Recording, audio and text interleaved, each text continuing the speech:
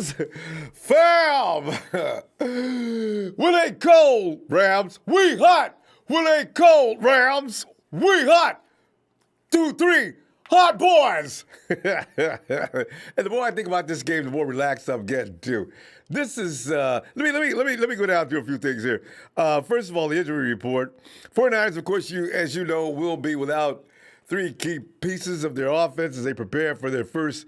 This is the first divisional matchup of 2019 against the Rams. Now they can stop saying things like, y'all ain't playing nobody yet. Okay. All right.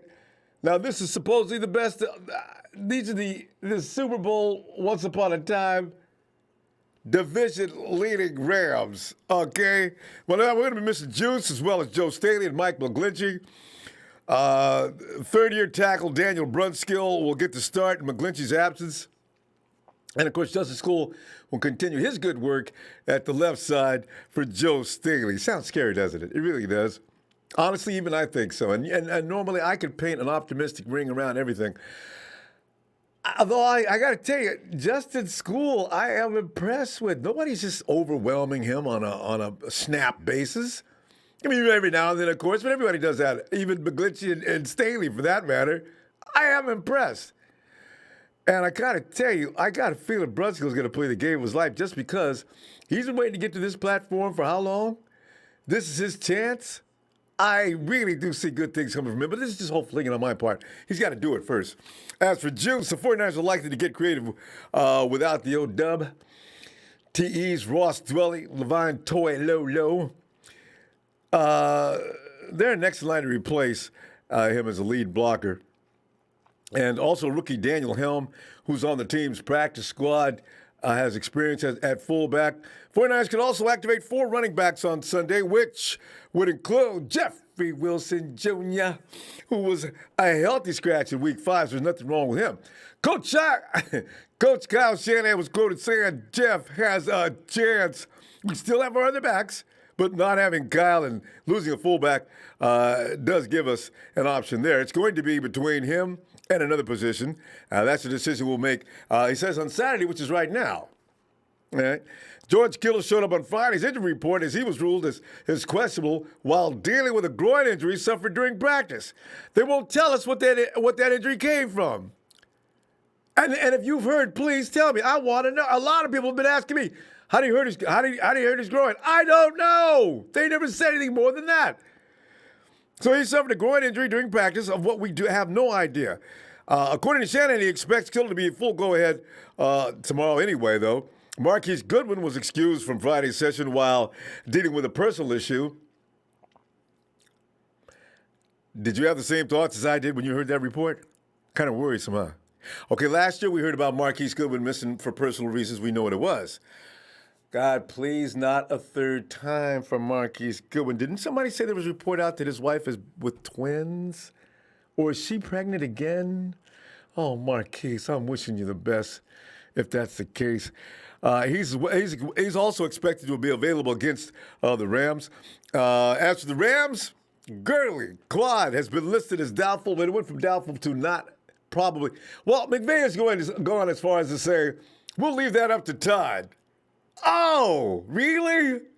So now you put pressure on Gurley so he can say later on when they put him up on the trade block, we did not see your attitude being correct for this team. So we have decided, Todd, that we're going to see if we can find somebody else to take over your contract and your future as well, and we're going to wish you the best of luck with that. That's how the NFL is hard, fam. You know this, right? Akeem Talib has got a rib problem. He's been listed as out ahead of this tomorrow's game. Malcolm Brown is next in line behind Gurley to get the start for the Rams. Brown has recorded 114 yards on 26 carries and 2 touchdowns through 5 games. Rams will look to cornerback Troy Hill in Talib's absence. See, this is what I'm saying. I see people have been talking about 30 points for the Rams. You need to do. Hey, who thinks the 49ers are going to give the Rams 30 points? They gave up one long. What do we got? 24. The Steelers, right? And they donated 6 points of that to the Steelers. All right, you know what? Okay, anyway, let me go on. 49ers versus Rams Week 6 preview. Your analysis and predictions, please. I'm getting more pumped about this every time I think of it. 49ers versus Rams is picking up pregame steam due to both teams reporting key injuries on both sides of the ball. We know that. We may not see both teams at full strength until the final meeting between the two teams late in the season. If you notice on the schedule, that schedule says TBT. TBD. We may get flex into the evening if this drama picks up as we get toward the end of the season, and that game could be critical. It would appear that this game is going to be more about the coaching strategy between the opposing teams and how effectively they can adjust. I got to tell you, though, fam, you know Kyle Shanahan has had about enough of Sean McVay getting all the glory in the NFL as being a mastermind offensively. He came into that company with a nice set of players around him. Kyle had to build his from scratch. Make no mistake, McVay is definitely a good coach, but he is no Kyle Shanahan. No, he is not. And, fam, otherwise, have you figured this thing out yet? Let us know. Let me run down through this one quick thing real quick. Because the biggest fears around the Niner Empire is that the 49ers don't have their starting tackles or their starting fullback for Sunday's showdown with the Rams. This is pretty much the story. Everybody's kind of, oh, my God, what are we going to do now? Seems Coach Shanahan welcomes the task of coaching up his backups to perform at a high level. Remember one thing, fam. When you look at the 49ers right now, you see how many UDFAs that are doing large work. Coach told reporters on Friday, quote, "That's what I think we all like about coaching is a challenge each week of putting together a game plan with your team and trying to practice it and get better at it and then see how good everyone does on it versus whatever their plans are on Sunday." Now, that's what I enjoy about coaching most. That's why I enjoy the NFL and hope I never have to go recruit and things like that. Not to worry, Coach.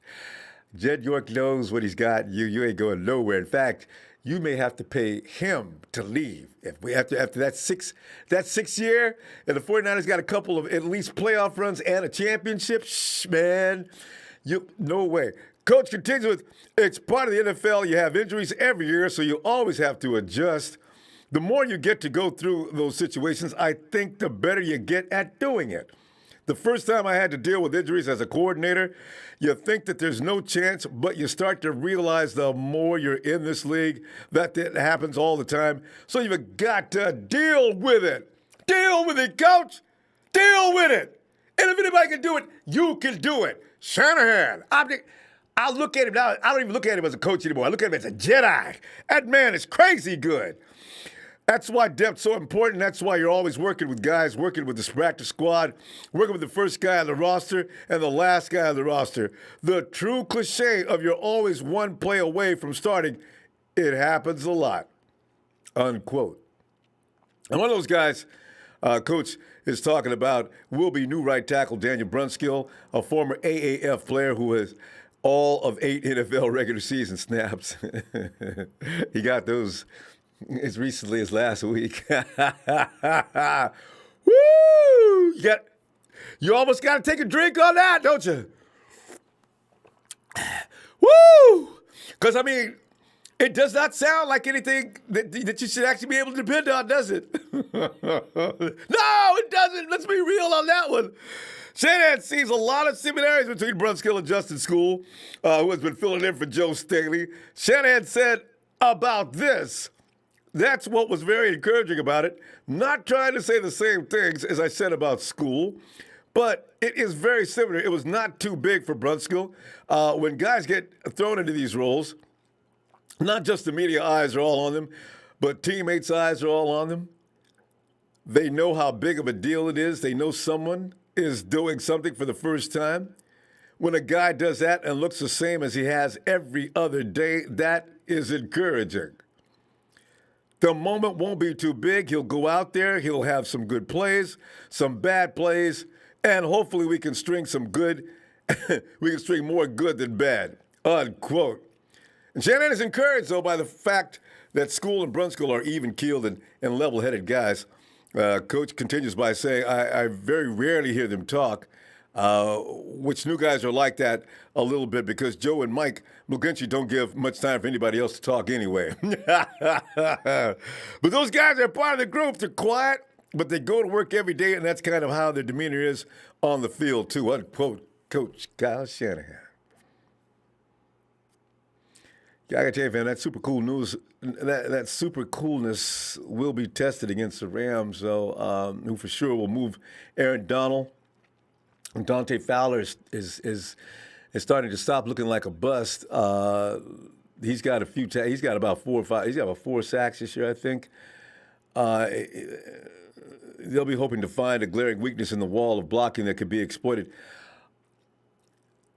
Aaron Donald could have more success trying to try our edges, couldn't he? Could we imagine Aaron Donald coming off that edge? Because Weston Richburg's playing at a very high level right now. That's more stress than he'd have to put up with.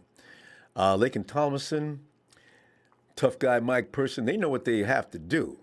So Aaron may be getting through there, but he gonna get through there with a bunch of bumps and bruises. I mean, Jimmy's the ball's gonna be gone before he gets there most of the time anyway, because Jimmy's release is the fastest in the NFL right now, from what I'm hearing. So if I'm Aaron Donald, rather than go to these mules, I'm going around the other side where they're kind of new and unexperienced. All right, we'll see what happens with that. They'll be looking for that weakness in the wall blocking that can be exploited. Shanahan reported he hasn't freaked out about that possibility, and his faith in the team's backups will perhaps keep them from freaking out as well. See, that's what you got to do. The coach can reflect the personality of his team, or a team can reflect the personality of the coach, should I say. So if coach is cool, everybody else will be cool too. Remember Aaron Donald, just like any other man, he puts his pants on and then his shoes. Well, he's a little different. Aaron Donald may dare his pants not to go past his shoes. It's kind of a scary dude. Anyway, if it works, the 49ers can move to 5-0 and drop the Rams to 3-3, making it nearly impossible for them to overcome both the 49ers and the Seahawks and win the division title for a 3rd straight year. Rams, you know what? It gives me great pleasure to tell you that. You guys, your hopes on this season are dangling by I'm talking about a real thin thread. Y'all lose tomorrow, and the chances are very good that you will. It's all over but the shout. It's time to remodel the Rams next year. Go out and try to buy another championship that lasts you 2 years. Ha, ha, ha, ha. Rams, you ain't got no money? And as Will would say, bleep you. You ain't got no money, and you lost the Super Bowl, and you ain't got no money. Woo! Hey, so let me scramble for the number 5 or 6 seed in the conference with plenty of solid teams that won't be winning their own division. So you know what? No matter what, the Rams are probably, because there's a lot of bad teams this year, which doesn't reflect well on us. But we're going to see our share of tough teams before the year is over. We're just riding an easy schedule right now, including the Rams. Rams ain't all that. Rams ain't all that. I'm telling you, because I'm looking at them, and if they ain't got Gurley, they really ain't all that. We'll talk about a quarterback that can't golf leaks. He's reading downfield. They got Cooper Kupp. What if Bobby Saleh has a plan for Cooper Kupp? He's got the right guys to do it, too. The more I think about this, the more 49ers going to blow this game out. I said 34, 34-17? Did I give him 17? I gave him 17. Family, listen, you know what? Before people start giving the Rams a whole lot of points, remember the defense ain't having that. The defense is not hurt. We got a Kello out, but I'm telling you right now, Mosley is holding it down. In fact, Kiana of NFL.com, she's predicting Mosley has a pick-off tomorrow. We're talking about a guy that's given up 3 or 4 INTs in 2 games. And he ain't seen the best defense he can see. He will tomorrow. Go ahead, start, and he won't throw deep. I wish he would. Golf, throw deep. I mean, Sherm is back there, and he's playing at a high level again. Let me stop gloating and getting carried away. All right. Ray Jr., what's up? I love when you call me Rambo. How do you like our lamb chops cooked?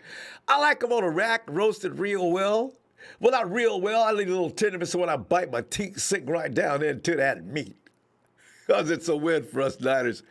Pete Gorman's got 24-17. That's what I'm talking about. I mean, the 49ers may not go buck wild on offense, but hey, Rams ain't going buck wild on no offense.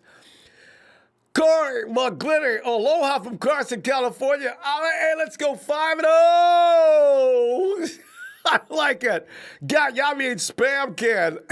I like it. Niner Rich says 34-28. Niner Rich, you will be disappointed. The Rams are not going to score no 28 points on that defense. Promise you that, but we write you down, though. William Roberts believes 34-16, right in line with my way of thinking.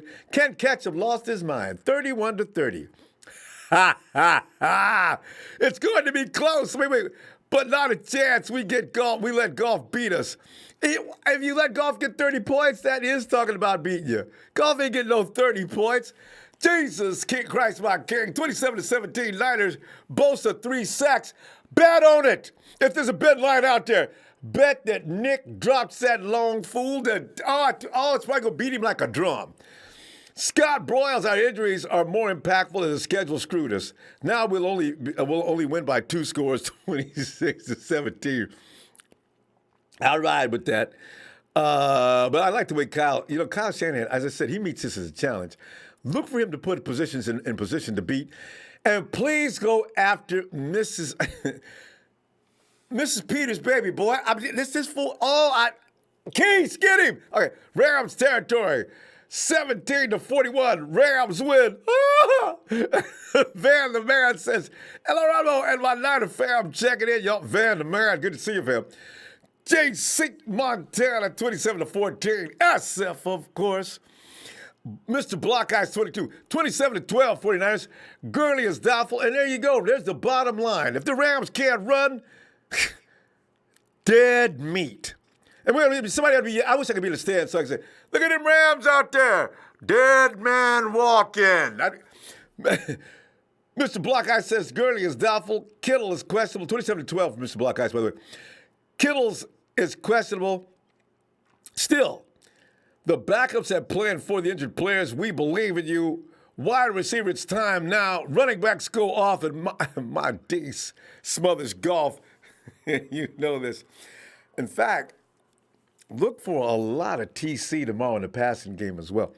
Ed Marin says 27-13, Debo breakout game. And Debo, all you've got to do is take care of the ball and you can destroy the Rams by yourself. Stop losing the ball, Debo.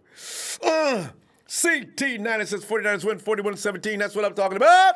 Let me get all the way to the phone because I know Phil's on the same page as me. Phil! Hey, Ronbo. Phil, I feel like I should start playing a eulogy right now. I am getting more confident the more I think about it. Yeah, this is not the Rams to be afeared of. You know what I mean? Last year, okay, but this year, this is liable to be a joke. But Phil, what are you thinking? Well, I'm thinking leave is huge. These are lockdown corners, so wait. Phil, something wrong with your? Phil, move to wherever you've been doing your phone calls before. This is muddled. Okay, can you hear me now? That's a little better. Let me see what happens. Go ahead. I can hear you. Can you hear me? Well, with Talib out, I think that's huge. Yeah, it is. That's their lockdown corner. Right. I also want to run over some numbers with you. Please. Are you there? I'm listening. I can't wait to hear this. Go ahead. Okay, so this is Pro Football Focus numbers, right? Okay. For defensive players, Phil, line. Phil, it's breaking up again, Phil. I'm not sure. You're in the same place you are every time you call, right? Yeah. Oh no, wait, see now it's correcting. Okay, go ahead. Let's see what happens. So anyway, the Pro Football Focus numbers for our defensive line against their offensive line. Okay, so D Ford has an 80.3 number, Armstead 82.2. Buckner 73.1 and Bosa 84.5. Now, that's a lot of 80s. When you look at the Rams offensive numbers. Havenstein, their right tackle, 52.8. Blythe, the right guard, 41. Allen, their center, 53. Noteboom, their other guard, 37.4. And then Whitworth has a 70. I mean, we're going to can't eat stop up him by their himself. offensive line. And Whitworth's numbers have fallen down. Avestine alone has given up 22 pressures and 5 sacks. The Niners' offensive line has only given up 21 pressures the whole year as a total. See? I'm telling you, we're going to eat up their offensive line. We're just afraid of the name, I guess. What was that? Some of us are just afraid of the name. The Rams established themselves for the last 2 years. I think some of us are still walking in the same fear. That's not the same Rams. I love it. No, it's not their same offensive line. They lost 3 players on their offensive line from last year. I know. And, they're going to be all over Goff with Gurley out. He's listed as out now. They have no running game. So they got nobody to has block. to throw 50. They have to throw 50 times. We're just going to pin our ears back and go after these guys. 60. Phil, 60. 68 times. Look for Goff to throw 70 this week.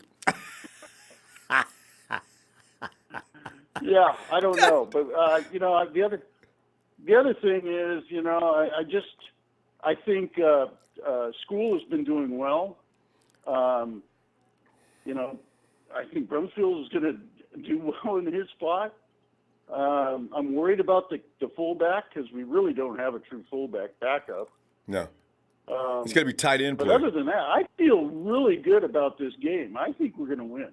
And my numbers are 31-21. There you go. Phil's got 31-21. Also, one more thing, Ronbo. Please. It's my birthday. And stand back, Phil. Stand back. Here I go, Phil. Happy Niners birthday to Phil. Happy Niners birthday to Phil.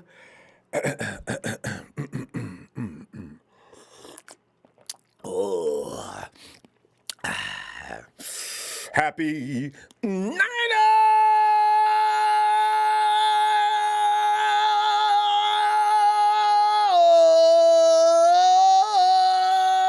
birthday to Phil. Hey, Phil, and for your birthday, you know what you're going to get? I believe you're going to get a route. I think about the third quarter, it's going to look stupid.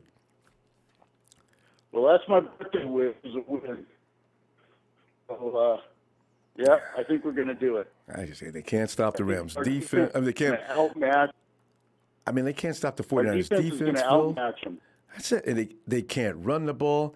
They got to depend on Goff to throw the ball, and that's exactly what we want. Depend on Goff to throw the ball. And I still think we're going to run the ball against them.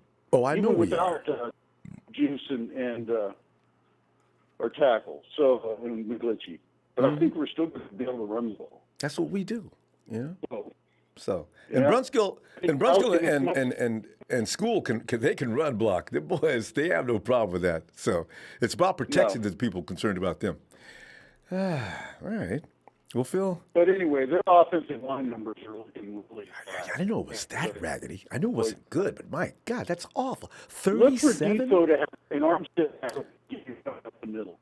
Their cards are really horrible. 31, 37, and 41. That's horrible. Phil, we're gonna go. Before production starts throwing things at me. Thanks for the birthday. Hey, it's my pleasure, fam. Look for me tomorrow. All right, Dad. Talk to you later. Happy birthday. All right. Yeah, thanks. Bye. Louis! Ronbo. Louis, wouldn't it be funny? I worried about Tampa Bay when we played them. I was worried about traveling. I mean, traveling to begin with. I was worried about us having to stay over there on the East Coast for 2 games. I said, oh, my God, the Bengals go, wow, that's a scary game. And it's the Steelers. No matter what, it's the Steelers. We ran through them like paper. Well, the Steelers wasn't like paper. And then last week, oh, my Lord, it's the Browns. They got to be tired of getting their butt whooped. They going to come in mad as hell.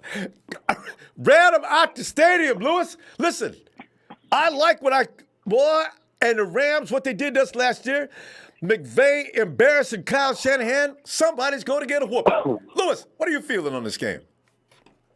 Yeah, Ronbo. I think it's going to be closer than everybody actually does predict. I I see Phil took notes on my last call with looking at lines Yeah. and grabbing their Pro Football Focus grades, because I'm telling you that it really does determine a lot, or the impact on the game, when you're able to actually see the product lines doing. And Pro Football Focus, like I said, it's every snap, so you're on a grading scale The every grading? snap. So, I mean, huh?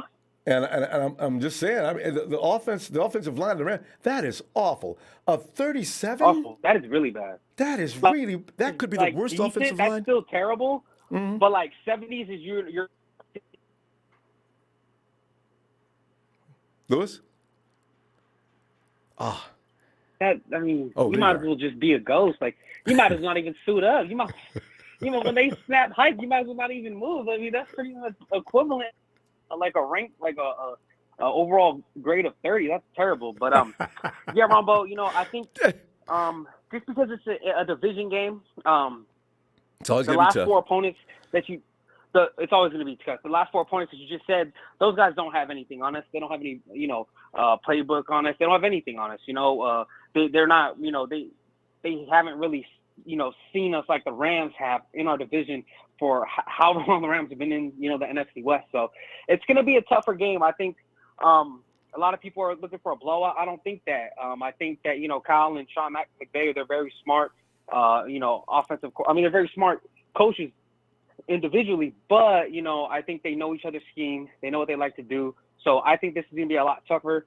Division games are always tougher, Ronbo, because you face them twice a year. So who knows you any better than your division opponent? But I just want to say I just want to say something about that though.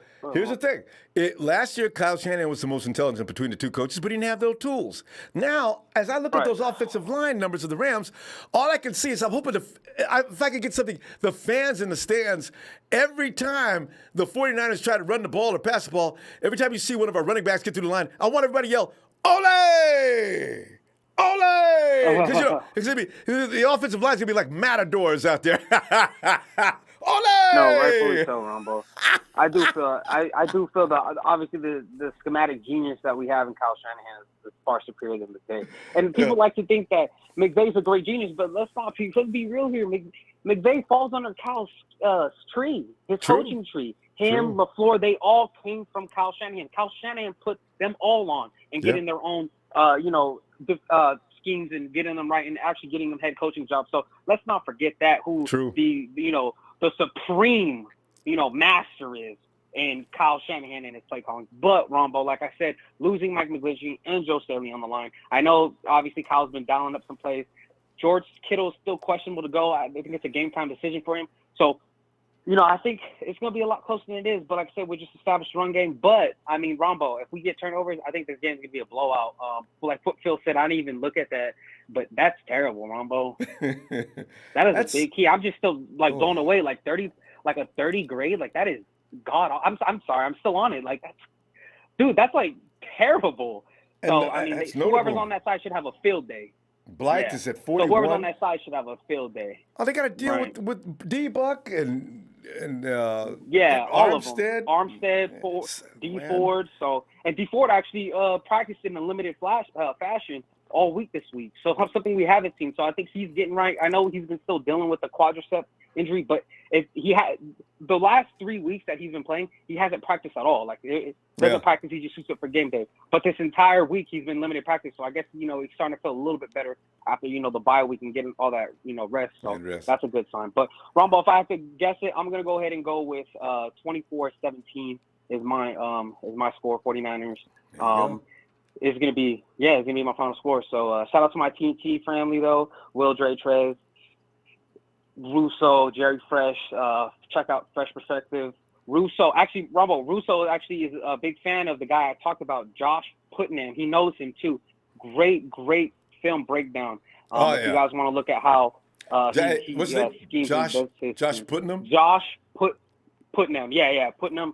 Yeah. He does great breakdowns. Reviews. So but all right, Ronbo. All right, fam. Ronbo. That's gonna be it. We're gonna have a good. I know we're gonna come out with that W, baby. 5-0. We got this. Gotcha, man. Right, look for you tomorrow. Take it easy. So I say game time. Game time is tomorrow. What am I talking about? All right, fam. Night, Lewis. Oh God. Hey, Rob. Rob's already here. Rob, talk to me about this game. So, Give me some analysis and score, your predictions, what's going on, how it's going to happen. But Rob, how you doing? Doing all right? Ronbo doing good. Waiting for this moment for a long time. Mm-hmm. But anyways, I want to talk about. I hope Jared Goff has been doing some extra cardio this week. He's going to be doing a lot of. He can't outrun Nick. I'm just saying. Oh. The heat is coming, and he's going to feel it. And I don't think that O-line is going to be. That's the worst, or one of the worst O-line in football right now. So Cleveland's O-line is a lot better than the Rams' O-line. True. And that's what they did to Cleveland. Just what they did to Cleveland. And Tampa It's going to rattle him. Too. It's going to rattle him, and I see Goff getting several sacks, hits. I'm shocked they might take him out of the game. May have to. Season. Bring in Bortles. Mm-hmm. They might just have to take the L on that one, and but it's going to be ugly. I don't see Rams doing that much on offense because you got your Gurley out, you got I heard some of the wide receivers is kind of bruised up right now too, so I don't see them doing too much on our defense. And I'll give you my score at the end, but I will talk about their defense now. Their defense is, what is it? Their cornerback, what's his name? Cornerback. Which one? Talib? Talib's out. Yep. Yeah, he's out. Mm-hmm. Clay Matthews is out with a broken jaw. I just wish we could have broke his jaw. It's just there's a lot going on with the Rams right now, the injury bug, and I just don't. Rams are just walking into a lion's den in their own home, and I know the faithful's going to be out there. It's like our second droves. Home, so. Mm-hmm. So. And I don't think it's going to be. I don't think it's going to be a game, honestly. For the first I'll half. give you my score. Yeah, go ahead. I'll give you my score and a little bit of predictions. My score for this one's going to be 34-13, Niners. 34-13. All right. A touchdown, a couple of field goals. Okay. Mm-hmm.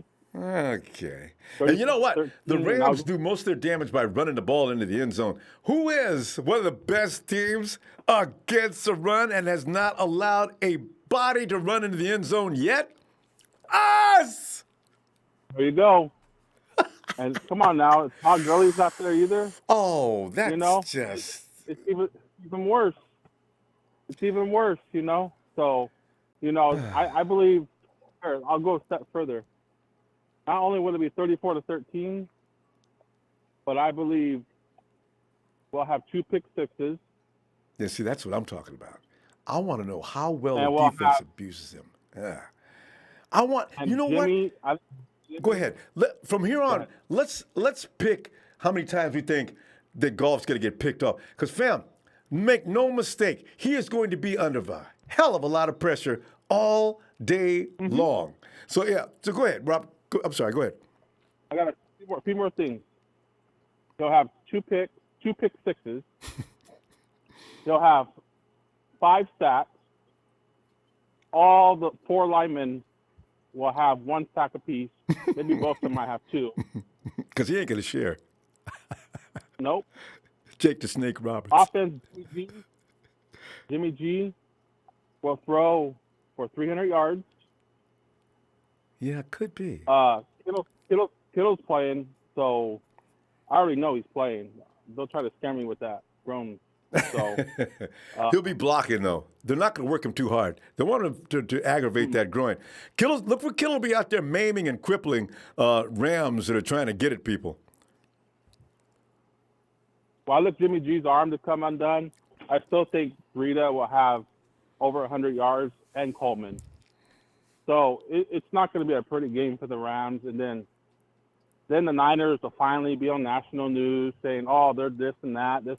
But the Rams is missing Todd Gurley, so they weren't all healthy. So Niners still, I already know the story. No, and already Stephen A. Smith is predicted the Rams are going to slow the 49ers roll. Mike Florio says the 49 Rams are going to straighten up their ship and they're going to stop the 49ers. These are the guys that every week are going to say this. And I've already said, guys, get ready to come up with a reason why Washington's going to beat us next week. Rob, wait, Rob, we're going to go, fam. All right, Robbo. All right. Well, Robbo, we'll see you tomorrow. I look forward. Day, get some good sleep. Yeah, you too. All right. Night. Yeah, this is... I feel better about this game than I did the Browns game because the Browns got plenty of weapons. Oh, they got plenty of weapons. I was scared. I ain't gonna lie until after the first half. Manuel Marquez, it's my birthday today. Manuel. Happy Niners birthday to Manuel. Happy Niners birthday, Manuel. Happy Niners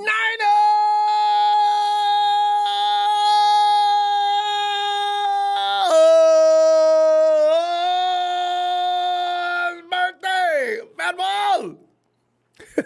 Happy birthday, mi amigo. Hey, Warren. What's that in the wrong move? Warren, man, I'm just sitting back here, man, because last week against the Browns, I was nervous as a woman that is in the world's most oldest profession, sitting in the middle of church. You know what I'm saying? So this week, I'm thinking, first of all, the Browns got offense, they got defense, they got everything you need. I said, oh, Lord, here we go. They got to be mad as hell getting all them whoopings. And then you look at the Rams and got no offensive line. Gurley's going to be watching the game with us. I was like, wait a minute. The 49ers going to beat the teams they beat and then lose to a Rams team in this condition? No, not a chance. So with that said, let me hush. Go ahead, family. I'm Warren. I'm sorry. You like lamb chops? You like lamb chops? I do like lamb chops. They smell a little strange when you cook them in a certain way, but if you roast them up and spice them up and everything, they don't smell so gamey. I can enjoy a rack of lamb. I do like that. But that's what we're gonna be eating tomorrow. Hey, Warren, what is Louisiana stuff? Hey, how do you cook lamb in Louisiana? It can't be convinced. It's always got to be better than everybody else. What's up? Until you know real good and put them on, tastes like a pork chop. Warren, I don't know. There are some people that are still scared and got the Rams scoring all kind of points and us struggling. But what do you think? How's this game going to be? How's it going to break down? I'm just concerned about a tight end right now. Kittles, Yeah, that is worrisome. He would have made it ridiculous. That's true. I don't know how serious it is. That's one thing I'm concerned about, but anything else, I think we're going to pull out a victory tomorrow. Eat some lambs, and 4-9, go 5-0. Mm-hmm. See, because I'm figuring TC and Matty B are going to be utilized in a different way. There's not going to be a lot of stress on the offensive line because there ain't going to be nobody back there. That ball is going to be gotten rid of quick, and it's going to be about the wide receivers. If the wide receivers get their job done, this game will be a piece of cake. If they struggle like they have been, I got to have guys stop missing passes. Everybody blames Jimmy G. Jimmy G does not look like he used to. Well, with those sons of... If they would catch the ball when it's thrown into their hands, we wouldn't even be having that conversation. G should have had 300 yards last week. And them drops and Debo, coaches pull him to the side, take him on the other field, work with him a little while longer because he's making the catches, he's running beautiful routes, and then he gets the ball, boink, they take, oh, Debo. You got to hold on to the ball, son. Go. So if that happens and Dante comes to this party, Warren. I think wide receivers, that's our little weakness, but I think they could do that thing, you know what I'm saying? They'll get better. But I think Kyle Shanahan is gonna be a mastermind behind this offense. He's a mastermind behind this offense. But he's gonna do what he's gonna do. He's gonna put you in a position to score, but they gotta do it. Mm-hmm. Mm-hmm. That's all to it. That's every game. bottom He's line. Put in position you to score. Mm-hmm. Just get it done. Players gotta execute. Mm-hmm. That's all they gotta do. That's what it's gonna come down to. That's it. Because the opportunities are gonna be there. We're gonna do our thing. Mm-hmm. We're gonna have a party on golf tomorrow. It's a golf game. Boink.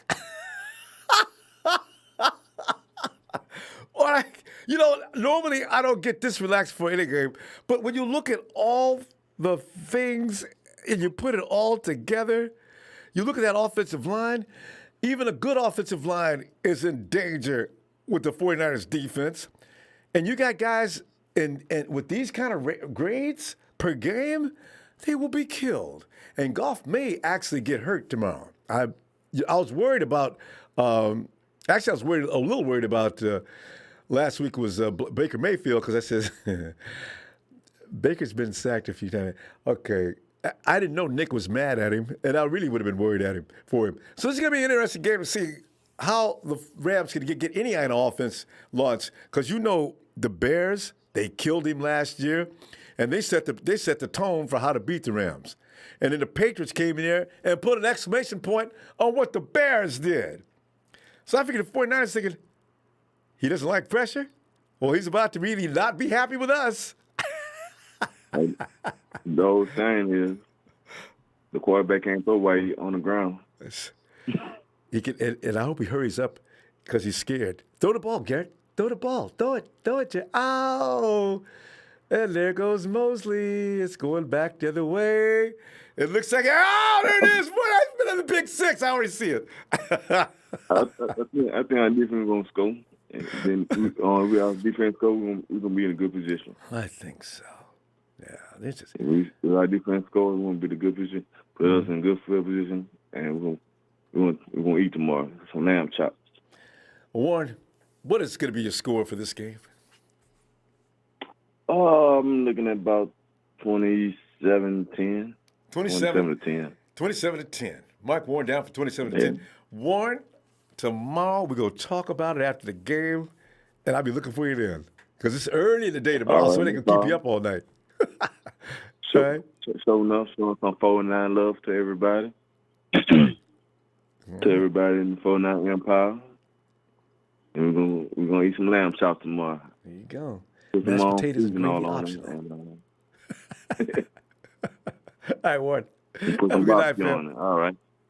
There's Warren from the great state of Louisiana. It's Jersey Joe. JJ. Oh. Hello? What up, Ronnie B? Jay. I don't know, man. I'm just feeling better than I should. I don't know. I'm just way overconfident for this game. And that's probably why we're in trouble. But normally I'm a little concerned, a little reserved. But this, man, I tell you, wow. This is really the Rams' record is exactly as it should be. It should be 3-3 already. They lost him 2 games, honestly. And Tampa Bay ran him out of the park. Come on now. Exactly. Well, Ronbo, man, I cannot wait for this game tomorrow. I'm going tomorrow, rocking my beautiful Nikki B jersey. All right. We're going to be loud as hell. This is our 4th home game. I just can't wait. Man, there's one thing that does get me a little bit worried, Ronbo. You know what that is? What's that? Complacency? Not a damn thing. Man,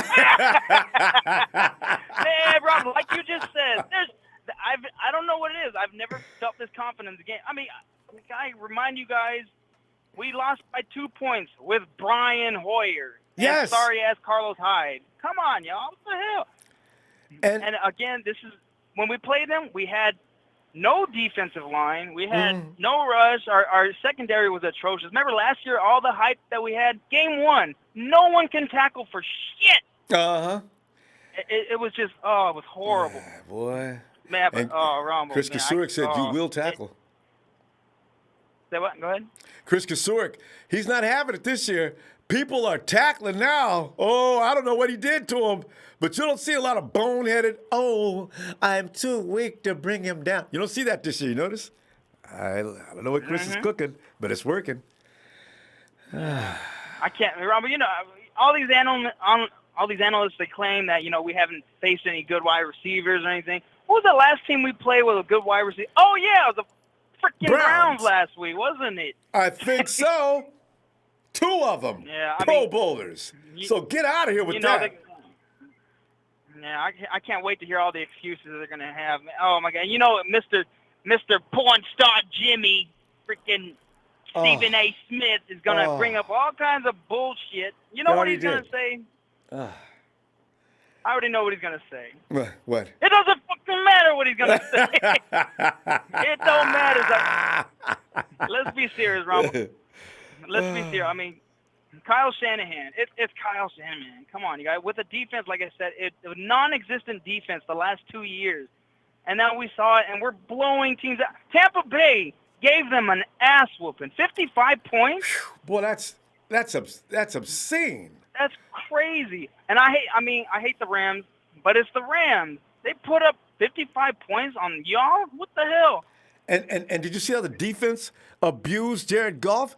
Some of them points was off the defense. That's my next they point, beat his butt, slammed him to the ground, took the ball, kicked him, and ran into the end zone. I said, look at that abuse. That is the third example. That is the third example that proves, I hate to knock on a 49er, but that's exactly what Kaepernick was. You showed pressure to that dude, he was scared. Yeah. He was inaccurate. Goff, you had it with the Bears, you had it with the Patriots, and now you had it with the Tampon Bay. And you're definitely going to have it tomorrow. And probably, it may be the worst of the season. Because Tampa Bay's got a good rush. It ain't as equal to the 49ers rush. The Seahawks toyed with them for 4 quarters. That's another team that's overrated. I can't wait to play the Rams are the Hawks. I'm a little bit more worried about the Hawks, to be honest. Russell. But Russell Wilson. But this defense, oh good Lord, Ronbo. This again, like I said, is Kyle Shanahan, the man who went to Burger King, asked for a Big Mac, and got it. This is Kyle Shanahan, all right? I mean, damn. What's his name? I gotta remember that one too. McVay can sit there. McVay can. I mean, it's kind of like, I taught McVay everything he knows, but I didn't teach him everything I know. That's true. Yeah. And Kyle alters his playbook every year to some degree. So whatever. It's like TC came in. He didn't know what Kyle was. He had to relearn a few things. He said, no, he's changed some things since Atlanta. Oh, you dang right he did. Of course he did. Ain't no DC going to get no beat on us. Hey, JJ, give me a score, fam. Yep. 42-10. Right. That's insane, but I just it's going to be.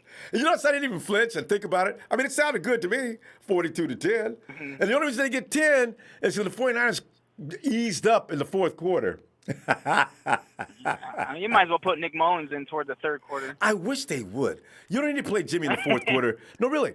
If in the fourth quarter with 5 minutes to go, the 49ers are up by 3 or 4 scores, just take Jimmy out. Coach, I don't want to risk him. I wanted to take him out last week. God. All right. Well, all I'm going to say, I can't wait. Yeah, Jared Goff, meet our defense. Yeah. Our defense that you have not faced yet. Yeah. Oh, Ronbo, you better save your lungs, Ronbo. I know you're going to go off tomorrow. I want to send Jared some pictures. I think I'm going to go and troll him up. I'm going to send him some pictures of Nick Bosa. I'm sorry, sir. Yeah, everybody that calls in tomorrow, get on Rudy, okay? After we smash the shit out of him, you know he's going to be watching, Ronbo. He's going to be watching. I do, Jersey. We're going to go, fam. I'll see you tomorrow. All right, bro. Have a good one. You too.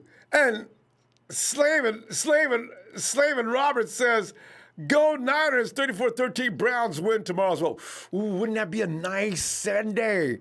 The Niners win and the Browns beat the Hawks. That puts them a nice margin behind us as we be 5-0, and they both got an uphill climb to catch us. What are the odds of the 49ers losing?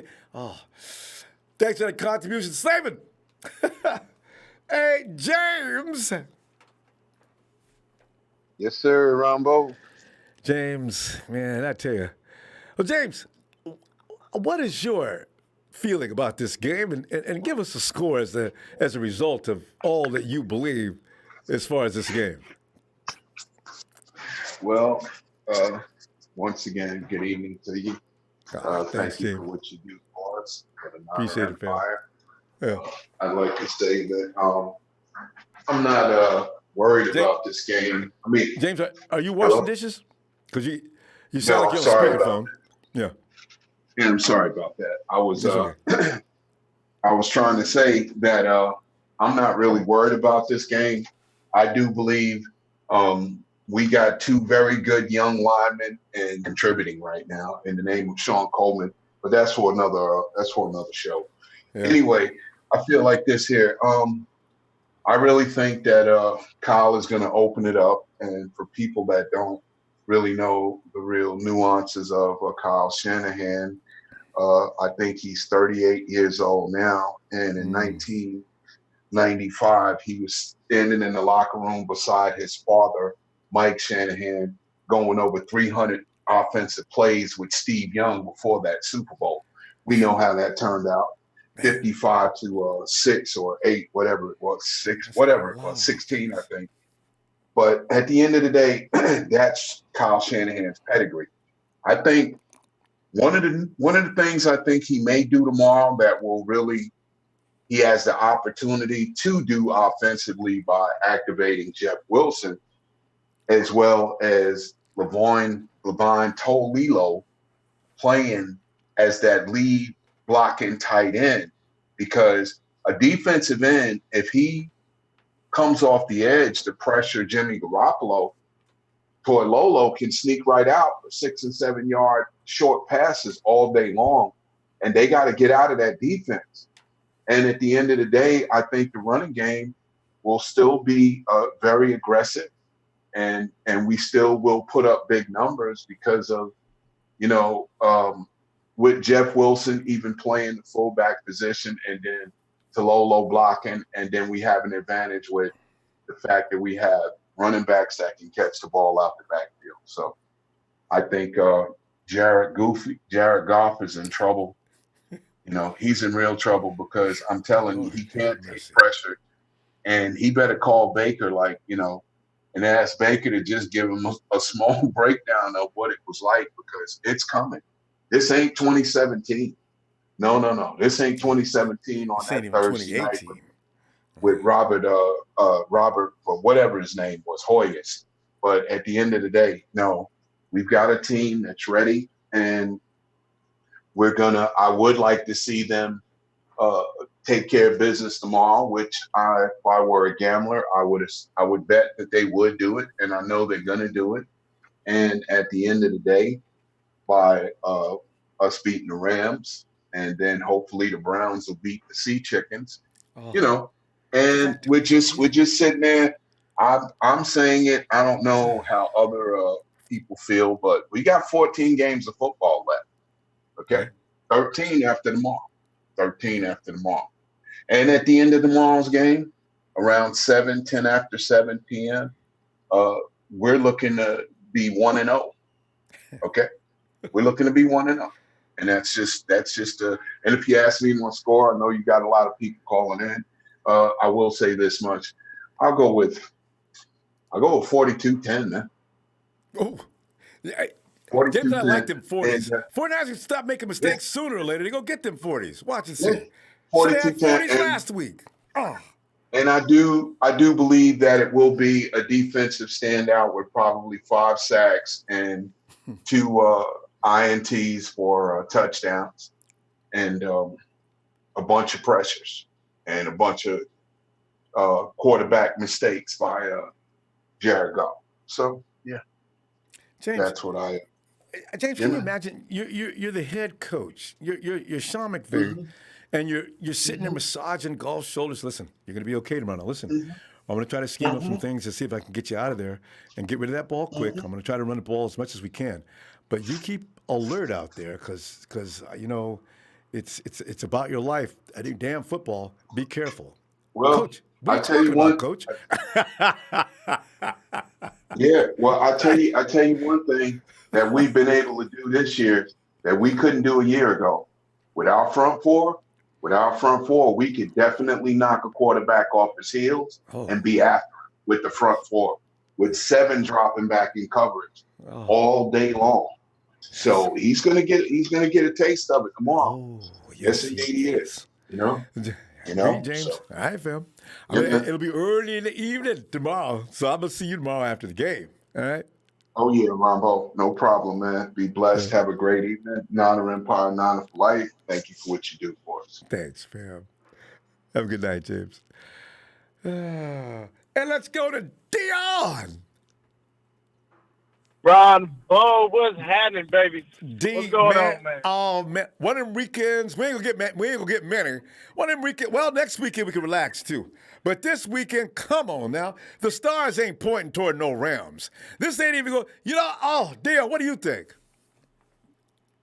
Ronbo, I've been waiting for this game because we travel well, and it's LA, so there are Niner fans everywhere. That Niner gang is gonna be there in full force. It's going to be engulfed. You barely going to see any little white or little blue jerseys. They ain't even going to really be around like that. But this is what I have to say as far as the game is concerned. It's very simple. Everybody's pointing out injuries. The Rams don't have Todd Gurley. The only weapon they have on offense really is Cooper Kupp. We still don't know if Brandon Cooks is going to play because he was in concussion protocol last time that I checked. And then their defense is all beat up. No Clay Matthews, broken jaw. No Aqib Talib, out. Marcus Peters been the shell of himself since he left Kansas City. He ain't been the same dude. Ain't that the truth? The only person, there's 3 key people on that defense we're going to worry about, Ronbo, and I'm going to tell you who they are. Who? It's going to obviously be number 1, Aaron Donald. Oh, yeah. Because you got to account for him. Yeah, you got He's to. good. You cannot disrespect that man. You got to account for him. He's scary. You got to worry about Michael Brockers because Brockers helps him out a little bit here and there. Dante Fowler. Mm-hmm. And then their safety in the back, John Johnson, whatever his name is. He's not that bad. He's been doing all right. But that's literally it, Ronbo. There's nobody else that we have to worry about. Mm-hmm. Nothing else that we should be scared of or fear when it comes to playing the lamb chops. Because what? They're not going to do anything. And first of all, we don't allow anybody to run on us. We ain't allow nobody to run that ball nowhere near that end zone, period, point blank. So if everybody wants to say, oh, well, you don't know about these opposing running backs, they're rookies against a run defense who doesn't allow people in the end zone, let alone to run. You don't even get 100 yards. Nobody's touched 90. People forget this. Our defense will carry us through this game, if anything at all. And I'm not worried so much about our run game. I think our run game will continue to be just as solid. I think we're going to be perfectly fine with that. And I think, we get the passing game going a little bit more because we do have Brunskill. And from what I've researched and what I've heard, he's a little bit better pass blocker than he is a run blocker. But at the end of the day, Ronbo, we are good. This game is very, very easily in hand. And think about this. Just like the last person said, if we can beat the Seahawks, if we can beat the Rams, and then you got to think about it. What have the Browns been doing? You lose one, you win one. You lose one, you win one. That's true. You lose one, now it's time for them to win. It's time for them to beat the Seahawks. This is their W. So go get that W for us. I'm cheering for you. In the words of Nick Bosa, Baker. Get me a win, Baker. Give me a win. I want y'all to figure out who y'all are and beat these Seahawks. And then to be honest with you, Ronbo, the next slew of games we have are all wins. They're I know. That's what I'm saying. This is the gate. This is a coach. He's 5. The only thing we have to worry about coming our way, honestly, in the next couple weeks is Christian McCaffrey. Yeah, I know. Is a Dion, I'm still mad about that because I wanted to draft him. Okay, it's too late. Oh yeah. CMC, no. I get you. CMC is a man child. That boy, hey man, he take off. He was rivaling Breida for fastest dude in the NFL until Breida showed him what time it was with that 2.3 miles speed. So for all you little Kansas City fans out there, if y'all listening to the Ronbo show, then let me remind y'all, 22.3 miles an hour. There's not a faster ball carrier within the last 2 years. Ain't nobody touching Matthew Breeder. That's the cheater. So let's get that clear. But honestly, Ronbo, I'm going to calm down because I'm getting all hyped, man. My Fitbit and told me my heart rate and jump. It's very simple, man. We're going to win this game. We're going to win this game 42-10. We're going to go in there and punch them in the mouth. And Jared Goff, another thing I noticed about him. So you see they had 3 wins to begin, and now they're on a 2-game losing streak. Well, we'll make that a 3-game losing streak. Yes, indeed. And you know what Jared Goff seems to do a lot? He likes to throw interceptions. And all of a sudden. All of his games that he's played, he's thrown at least 1 pick. I think we could get him for at least 2 to 3. Uncle Sean can have one. E-Man can have one. Hey, you know what, K1? Get another opportune moment and take one yourself. There you go. I'm telling you, Ronbo, I have no worries at all. I feel like our defense will carry us through this and put our offense in a position to win where we don't have to do a lot. Agreed. And Dion, let's see what we make. Who's going to get the most sacks tomorrow between Nick and D? Wait, who do you like? To be honest, I'm gonna tell you right now. I'm gonna take Nick. Yeah. I'm gonna take Nick. Nick. Okay. See, here's the thing, Ronbo. When I have my channel, and you know I have my channel. The hardest thing for me is before we drafted Nick, I was very upset about the social media stuff. I really was. Yeah, I know. And what pissed me off was the fact that nobody talked about it. All these sports shows, nobody said nothing. They neglected it, and I was tripping. Like, why is that? Why is that not national news? Like, we have to address that. That's for real. But then when he got there, and I heard all the people in the locker room say, "Hey, man, look, we like the kid. He's good in our locker room because you're in there with a bunch of brothers. You know what I'm saying? I'm just going to be real with you. You're in there with a bunch of brothers. Not to cut you off because we're out of time. We're out of time. But listen, that's why I said he may have been going along with his little rich friends when he was back in Miami because of the fact his status in the community. But here's the thing. This kid played with black people since he was 5 and 6 years old. There's no way he's a racist. That's like I'm saying. Whatever you seen was not what you think. So anyway. Yeah, I had to correct myself, but I know you got to go, baby. Hey, man, Niner Gang, Niner Nation. You see me in the chat, click me up. I got, I already got a video out for the Browns. There you Appreciate you, Ronbo. Click it, fam. Dion's in the chat right now. Break them off. All right. We're going to break them off. All right, Ronbo. I do. Good to hear from you, fam. See you tomorrow if we get some time. All right. And we go. Yeah. Omar out in Dade City.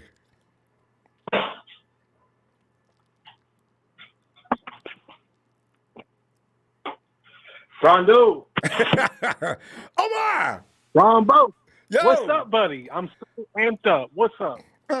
Omar, the night before Christmas. And not a creature was stirring, except for Jared Goff, whose visit has having visits from Baker's buddy.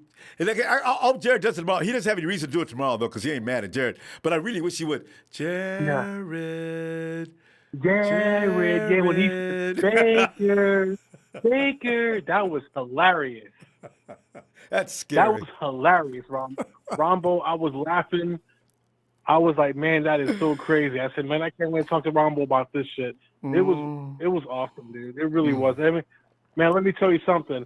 I'll just get it out the way now. The score is going to be 34-10.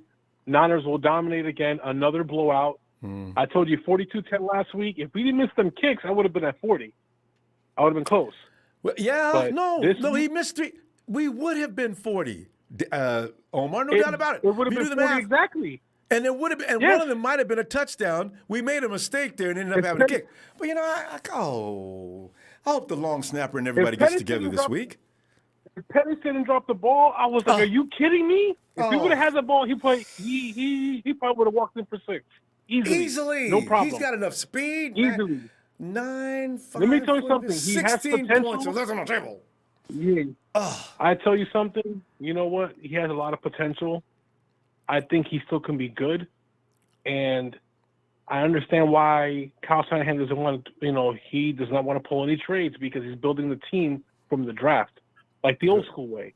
Yep. He's getting linemen. He's getting all Kyle Shanahan and also John Lynch, which he deserves a lot of credit. They're building this team from the get-go. And he told the Niner faithful, he said, give us a chance. We're not going to make any promises, but we're going to put a good product on the field. And they have. Yep. So you gotta my hats and kudos go out to those guys because they are kicking ass and they promise that they will put out a good product, and they have. I had every faith in them. And I'll tell you something. I was going to tell you, Matt Breida, our start running back, he's from Brooksville, Florida. What? He's from my neck of the woods. Matt Breida, he's from Brooksville, Florida. He's from where my wife's from. All right. Yes. His parents, I think they go to my friend's church. No joke. Ooh, well, that's a connection. God. Yes, sir. Small world, and he's from Brooksville. He is a local boy from Florida here. Right. I'll tell you something. Florida's got a lot of great football players, man. A lot. I'm telling you, Florida is just homegrown, man. I've been living out here for about 17 years. I'm originally from New York and New Jersey area, but I've been living in Florida here for about 17 years. But a lot of Florida get drafted in the number one or in the second round draft picks. A lot of Floridians get picked, like Florida State, Miami. They have a lot of draft picks. Constantly. Definitely. Oh, yeah. The U, man. They had a good football team back in the day with them, Jeremy Shockey and all them other guys, McGahee, all them guys. Man, I'll tell you something, man. Go ahead. Yes, sir. I am looking forward to the game tomorrow, and I'll keep it nice and sweet for you because I know you have other callers. I hope the Niners whip that ass and send a message because I think there's, honestly, Ronbo, there's still some doubters out there. Oh, lots. And you know what, Ronbo? There's so much doubters out there that do not want us to succeed. I don't know what it is that they hate San Francisco because of our tradition, and they do not want us to succeed. I don't know why. I don't care what they think because I've been waiting 6 years for this, even longer than that. Yeah, but like I said, I've been a fan. Ronbo, I've been a fan for 31 years of San Francisco. I love the Niners, no matter win or lose. I've always been a Niner fan. I always wore my colors.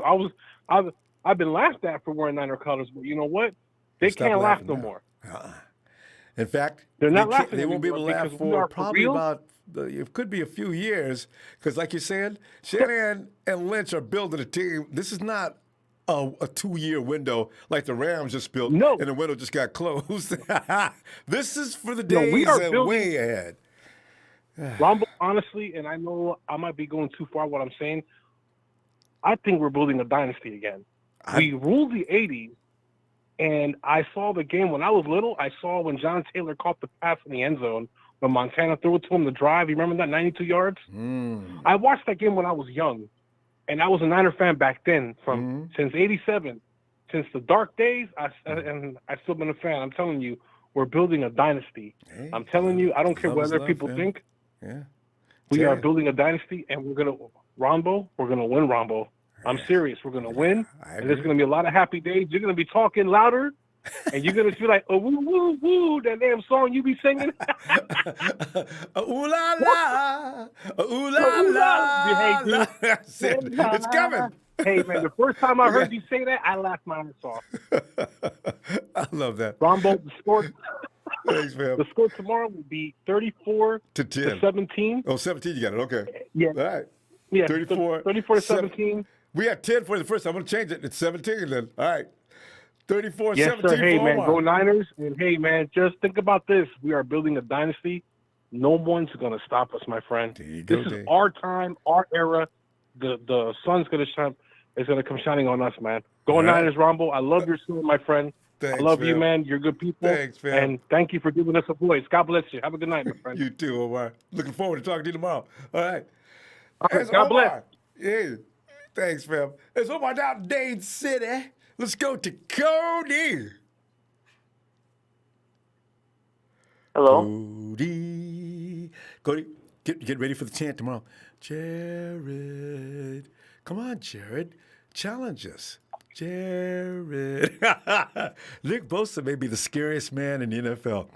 That kind of violence and that kind of taunting. Can you imagine a quarterback sitting there and somebody's calling your name? If I was the quarterback and all I heard from the side is I'm getting up out of the dirt, pulling the grass out of my teeth and off my helmet, Ronbo, Ronbo. Coach! Coach, get him off me, Coach! Get him off me! It's a scary thing. But Cody, analyze this game. What do you think's going to happen here? Can you hear me? I can hear you clearly. Go ahead. All right. See, what's up, Ronbo? Winning. Oh yeah, yeah, nice. I love it. Well, you should get used to Nice it. to finally win some games. Took a while, didn't Yeah. it? How many? Oh yeah. Oh yeah. 2-14 and 5-11 and No, thank you. 6-10. We're Should I done with say? that. Yeah, I think so. Yeah, we're done with that. Yeah. My best friend, love him to death, but he's a Seahawks fan, which I'm not okay with that. No, I'm not either. But we love talk football, and he thinks they're just all that this year. And every time we beat somebody, I go to school and I'm like, "Hey, finally beat somebody good," and he's like, "No, they're bad now." Yeah, I know, Just right? because we beat them, they're bad. They're sure. They were And good before, but now they're bad. Honestly, Seahawks Cody, can be scary this year, though. With Russell this year, he's doing pretty good. He is, but here's the thing: there's going to come a time when it's going to take more than Russ to beat a team. Right now, he's beating teams by himself. Him and Tyler Lockett. Yeah. So here's the thing: when he comes against us, he's going to have to be able to do more than just carry the team on his own. That is the difference between the 49ers, the Rams, and the Hawks. The 49ers are the complete package right now. Even with injuries, we're still a substantial force. When we get everybody back, we're ridiculously stacked. So this is why the 49ers, he's going to be getting a lot more pressure. Way more pressure than any of those other teams. Try to think of a team right now. He's getting pressure from Aaron Donald, but that's just Aaron Donald. That's just one person. We got 4 other people on the line. He's going to be coming right after him. And Cody, you can actually prepare for one guy. If the 49ers are not going to lose, Aaron Donald will be dealt with tomorrow. And Shanahan, you remember Shanahan went to that game to see the Patriots versus the Rams in the Super Bowl? He was taking notes. Did you notice how the Patriots took Donald right out of that game? Look for something similar tomorrow. Kyle didn't go there not to take any notes. There are ways to stop Aaron. You don't just try to put him man up, man up. He's going to win. But there are ways to at least dilute his effort. I'm excited to see School against them if he lines up against School. Because I think School, he can fill in for Joe once Joe retires. I think he'll be the replacement for Joe once he retires. He is surprisingly good. He's doing way better than I thought he was going to do. Everybody thought. I do not see Donald running down to the edge, though. I just can't imagine. He might, but I want to see that. I don't know if he has enough speed to come off the edge. We'll see. I hope he does, because that gives Jimmy that much more time. It does kind of worry me, though, with McGlinchey out. It does kind of worry me with McGlinchey out. That's a hit. And with Juszczyk, that's really rough, because Juszczyk was having such a great game versus the Browns. That's true. But remember, Cody, that was rough. Kyle has never had a backup fullback, right? So you got to know he's always had a plan in case something happens to Juice. Otherwise, because he's too smart for that, Juice can be filled in by tight ends. They won't do as good a job, but they'll still be effective as long as they can block. So it's a bad thing, but not end of the game type of thing. Yeah. So. Yeah. I'm excited for Dwelly to get in there. Every time Ross Dwelly's on the field, I'm like, get it to Dwelly. Every time he's on the field, he's my guy. He'll be used more tomorrow. Hey, Cody, we got to go, though. Let me get your score before you go. What do you got? Probably like 28-21, 49ers winning. Probably in the 20s. By a touchdown? I don't think it's going to be. Yeah. All right, there you go. 28-21. Put that down for Cody. All right, Cody. We'll see. And we'll see tomorrow if you get some time after the game, okay? Yeah. All right, see you, Ronbo. All right. Night. Night. And is it Niners? Who's that up there? Somebody's got the Niners. Rams. It is just Niners. Niners 30, Rams 10. All right, we're going back over here now. See if I get the name. It's Demetrius out of the East Coast. Demetrius. Ronbo. What's going on, bro? You know what's going on. You know what I'm saying? I don't even want to go to bed. I just want to hurry. Just let's skip night and just go right to tomorrow. Shit, I wish they could play right now, Ronbo. I You know, know what I right? mean? I'm ready for this. I mean, I I'm was ready, worried man. when I heard about the injuries, but then I thought about it. Wait a minute. Where we're hurt can actually be filled in. Shanahan's got another scheme going that's probably going to be in our favor, Demetrius, because what Shanahan's going to be doing tomorrow, Bum, let me get his daddy and him. Wade has no idea what's coming. So you see, this is a blessing in disguise. It is, Ronbo. It is. I think with the injuries, though, it's like James said, man, like they should start Wilson. He'll get plenty of playing time. Check. You know what I mean? Because he could come out the backfield and he's a power runner too. And he, you know what I mean? And they could run an old wishbone or something. You know what I mean, Ronbo? Yes. You dig? Yeah. You know what I mean? You got Coleman back. You dig? They can do that. And with the tight ends too. You know what I mean? So that'll help out. I'd love to see Jimmy do an RPO. Yeah, I think so, man. I think he's going to be doing a lot of rolling out, maybe. You know what I mean? Should be to nullify that Aaron Donald and his boys. There's only two of them that are really scary. Well, three. Fowler's good, but yeah.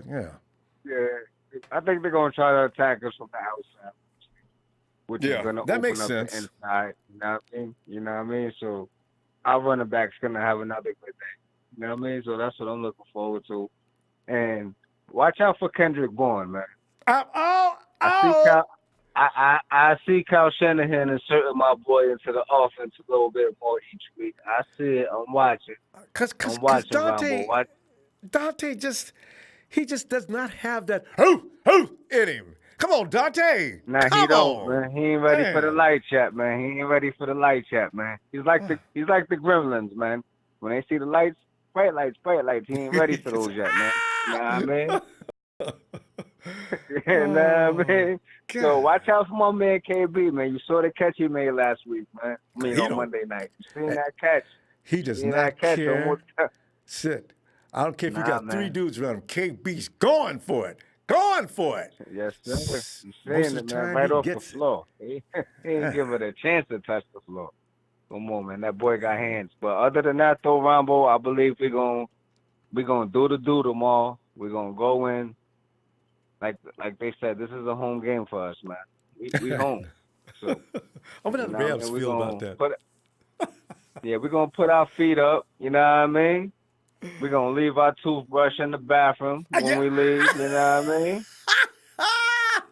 We doing it like towel. That. We getting dig, Ronbo. We getting disrespectful on them tomorrow because we owe them. You know what I mean? We owe the Rams badly. We ain't I want to see him run the score, but I like that, D. You're right. Even when the game's over, well in hand, run a play to get another TD. Don't kick no field goal. Get the TD. Yes, and Ronbo, keep this in mind before I go. I know I have to go, but keep this in mind. When we played the Rams, they struggled with our second team, and the line that's coming in is from the second team. So they're not new to this, Ronbo. They got this, Ronbo. Don't worry, Ronbo. We got this, bro. We got this, bro. My score going to be 43-13, man. 43-13. We're going to finally get that 40 mark. Because, we've been teasing that 40 mark for 3 games. Stop missing. And I wish Jalen Hurd was there because he could play. He could have played fullback. Yes, he would have been awesome at fullback. Awesome. Oh man. But other than that, man, Ronbo, we gonna put that work in tomorrow, man. Defense. You said, we gonna have like 3 picks tomorrow, 2 forced fumbles. Mm-hmm. Yeah, somebody getting hurt from the Rams. I don't know. Somebody gonna. I don't wish no ill will on nobody, but somebody getting hurt. But still, it might be golf. It's going. Get him out of here, man. Jared. Nothing. It's Sunday dinner for us, Ronbo. I know. We're going to have them yams on the side. Some We're yams, going to get them candy yams. Yes, indeed. And make sure that, I want that skin on that turkey a little bit crisper, too. Yeah, Dig. Both are going to have a feast, man. You dig, Ronbo? But that's all I got for tonight, though, man. But our linebackers going to do the do. Everybody going to do the do. Now, your Empire, you have a great night. Everybody be safe in what you do. Ronbo, I love you for what you do. Thank you, man, for your platform and all of that, man. Hey, Shout out to appreciate it, too, the pleasure. boys. You know what I mean? Everybody else, Russo, everybody. Jerry Fresh. You know what I mean? Everybody. All right. Have a good one, Ronbo. Peace out. You too, fam. Have a good night. Oh, man. I can see now, after about the third sack, especially for the first half. Come on. Let me help you up, Jared. Just call your mom.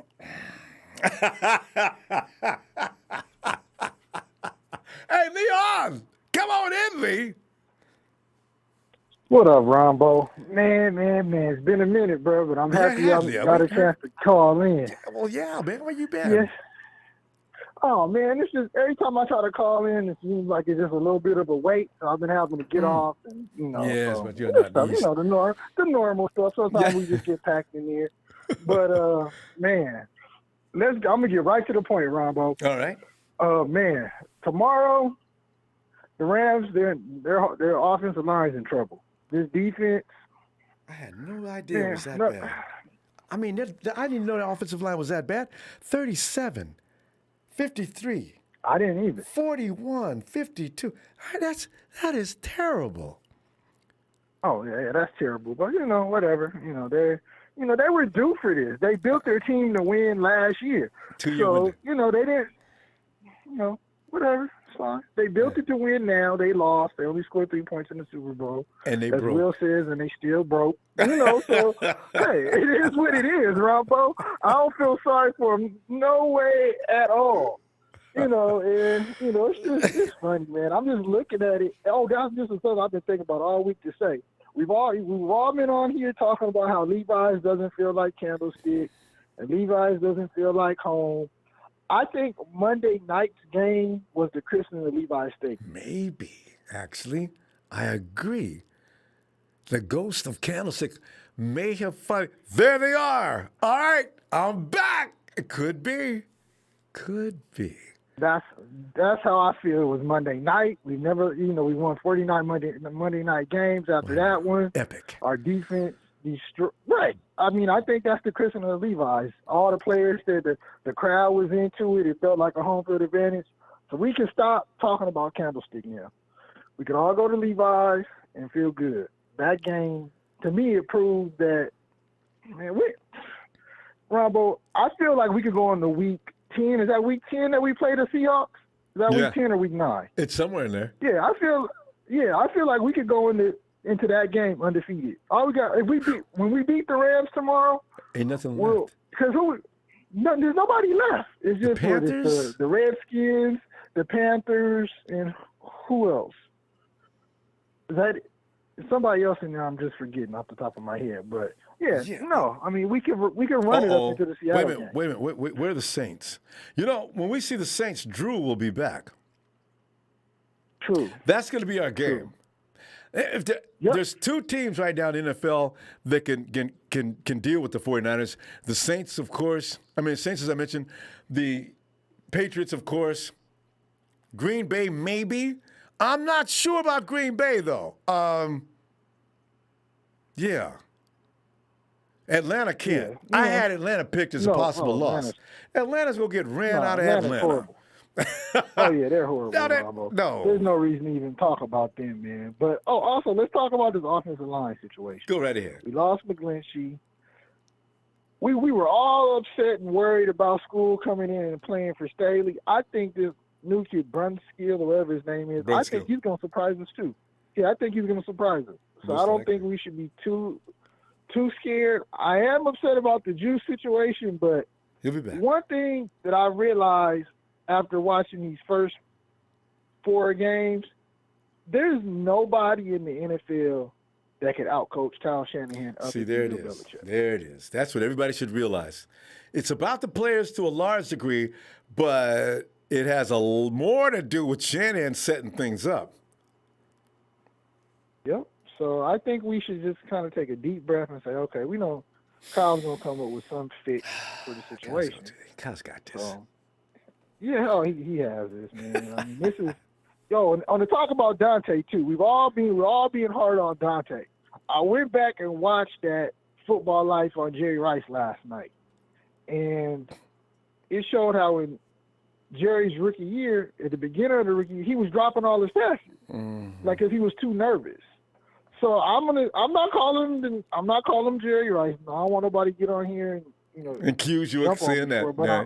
Right. But what I'm saying is, if the greatest wide receiver of ever all time can drop passes of all time, can drop passes in the beginning, we should have a little bit more patience for Dante. We do. He goes in the weeks. And Leon, we need to get your score. But listen, it's about his timing on these misses of catches that you know he can make. Make the catch, Dante. I know. Right. Yes, I'm totally in agreement. I'm in agreement with everybody on that, Ronbo. I'm just saying, but be just patient get a kid with him. a little bit more I understand. Yeah, just be a little bit more patient. That's all. But as far as my score is concerned, I'm going to go 28-14. All right. That's what I'm going to go. 28-14 for Leon. All right, Lee. I tell you what, we're going to go, and I'll be looking for it after the game tomorrow if you get some time.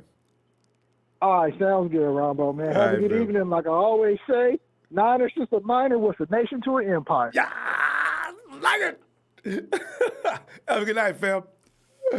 Oh, every time I hear that, I want to go, how? The empire. We eat up nations. Hey, DeLance. Yo, Ronbo. DeLance. But Lance, as you see, we're pre-celebrating. We're way out of line, but it sure is fun. We ain't even played the game yet, and I'm already talking about a beatdown. It's gonna be one. Hey, first off, I've been looking at all the news all week, and I just been looking at our season. I just want to thank Mr. York. I want to thank Mr. York for getting Shanahan and Lynch together. So they sure been doing a good job of building the team. We looking good. We got depth. And staying out of their way. Don't be micromanaging, Jed. Sit your butt back down at the cabana at your house that you spent so much money on and be quiet and leave things alone. Let them do this. And he has, and look. See? Yeah. And another thing, everybody been forgetting about Defoe.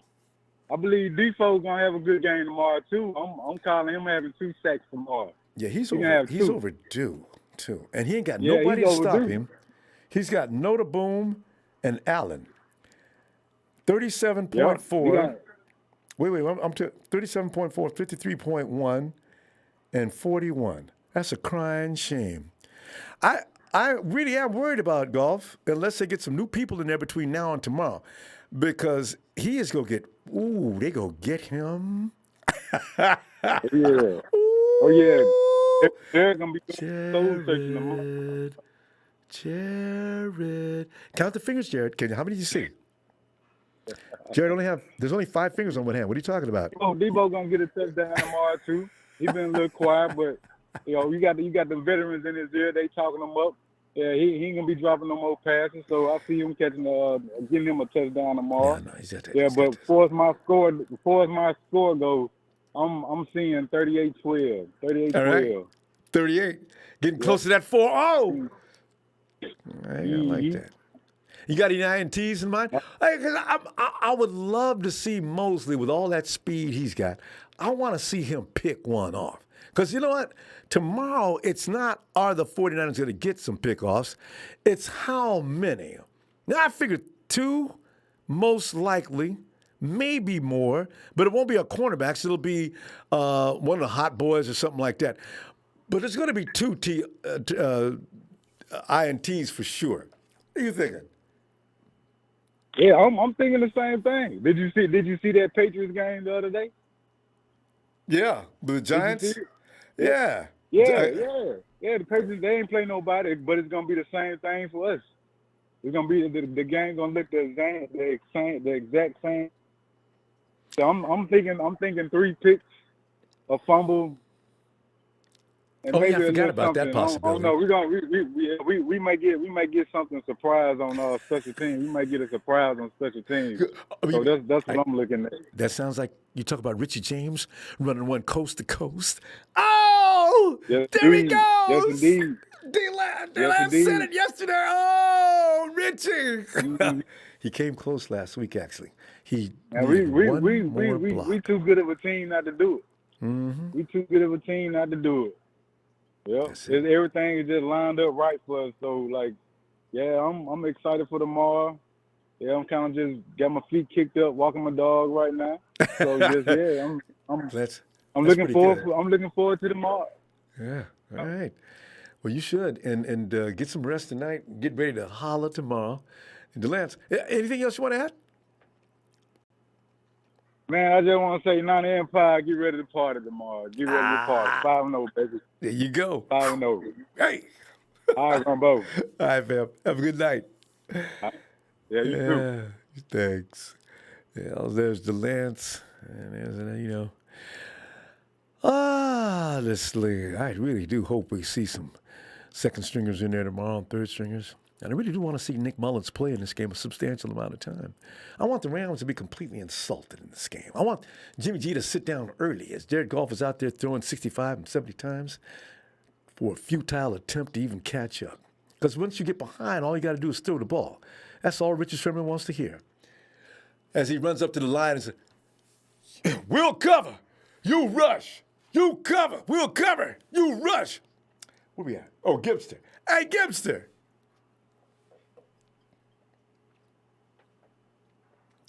Gibster. Oh, Gibsters. Gibster. It's Shabazz. Shabazz. Ronbo. Sup? What's up with it? Shabazz, it's like, I don't know. I've never celebrated a game before it was played. I've never laughed about a game before it was played. But this was kind of funny. This was supposed to be the matchup of matchups. First game I seen on the schedule, the Rams says, "Oh, Lord, here we go. Come on, Niners. Hope you're ready this year, man. I can't stand it." And then this is going to be a disappointment. Shabazz, that game that you were going to take a lucky winner, we haven't picked him yet. I was waiting for the end coming in. I got enough names out to make it fair. I ain't going to say anything about the contest because them folks that are already entered will not want to have. Come on, Rob. I don't have no more names. But anyway, somebody's going to the game with Shabazz, and I'm going to pull them names shortly.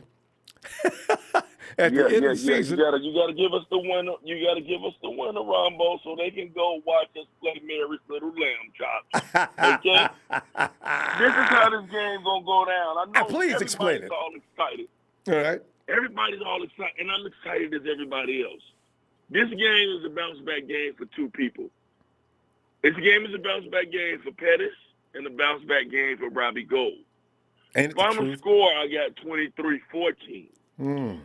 The reason why we don't run the score up tomorrow because they got pride, okay?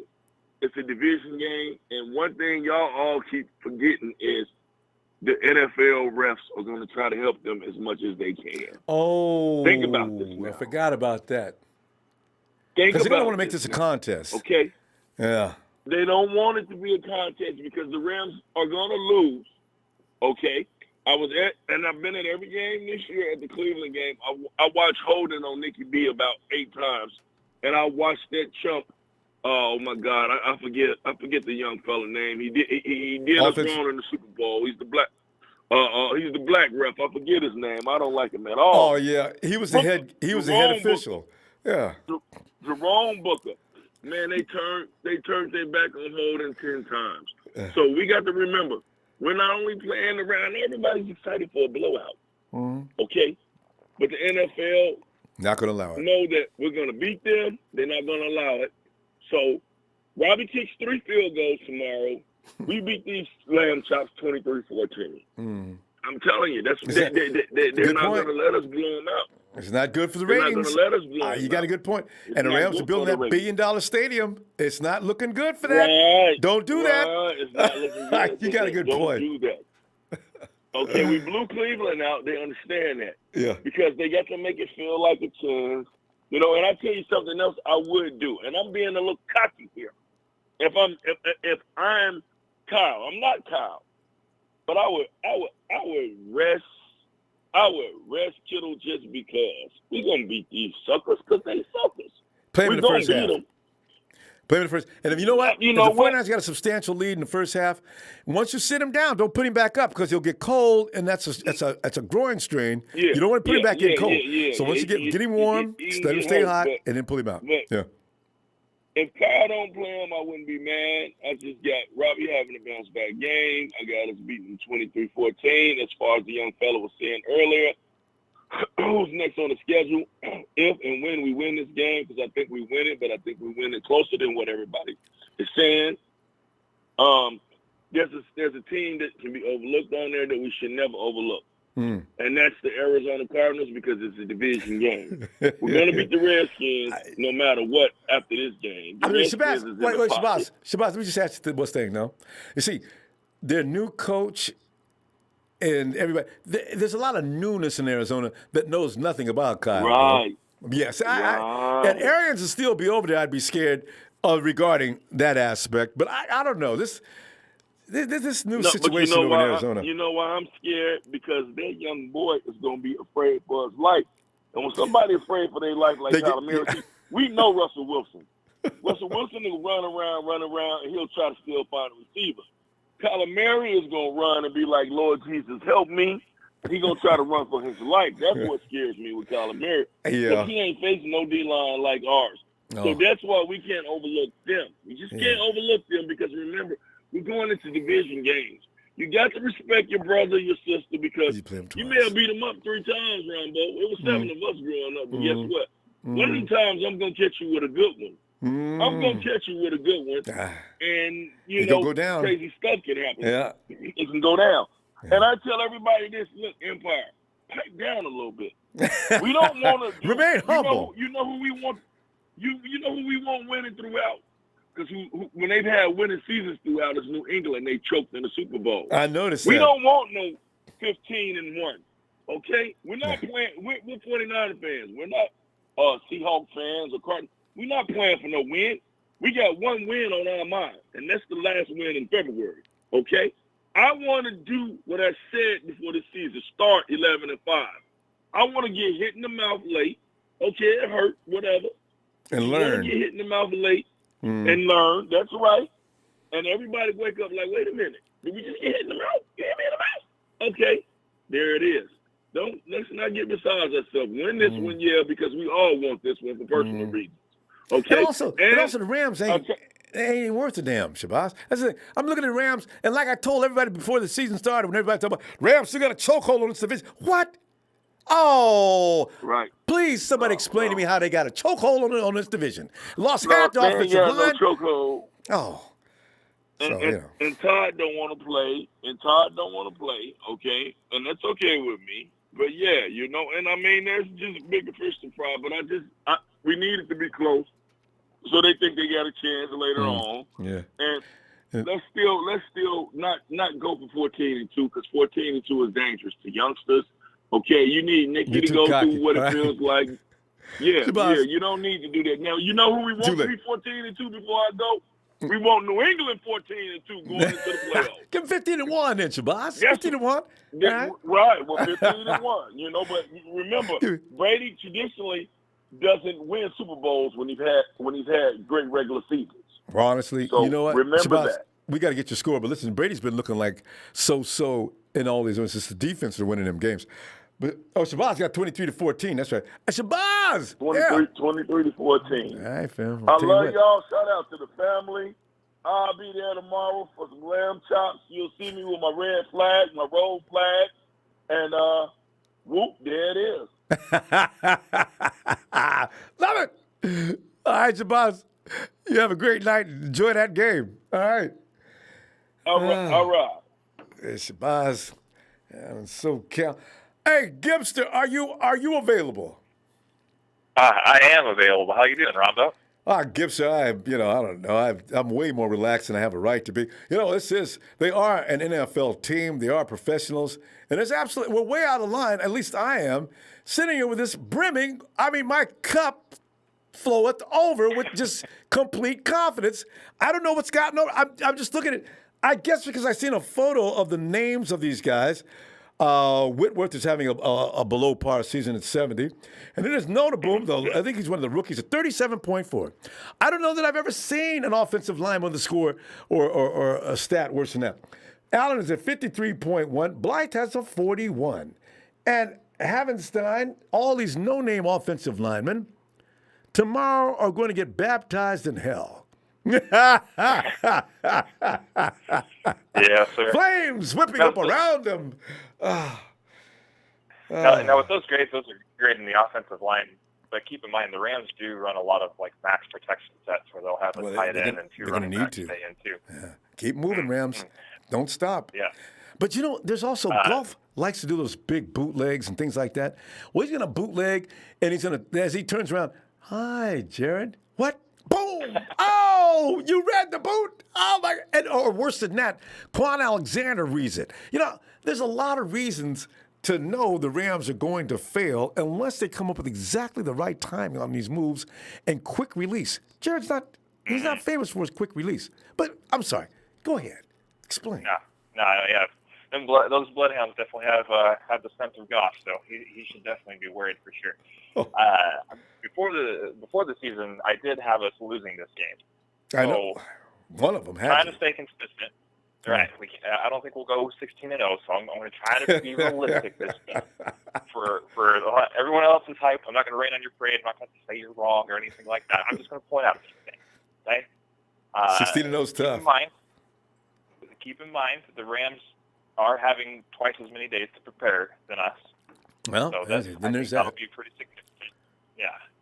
We saw what 15 days did for us. We were unstoppable 15 days. So the Rams have 9 days to prepare compared to us. We only have 4.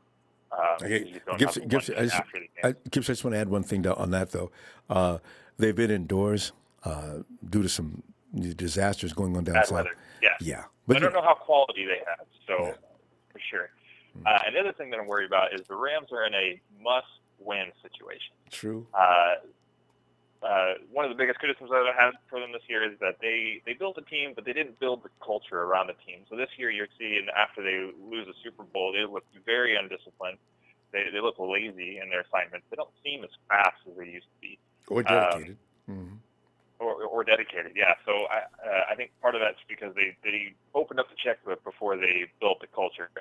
Bill Walsh said that once you've got every other position solidified, then you have the luxury to go and get a wide receiver. And I think they went ahead and just spent before they really solidified every position and kind of put themselves in a hole. Agreed. So they definitely didn't build themselves to sustain greatness. And so I think we do have a very winnable game. But I did have the Rams pick to win this one before the season.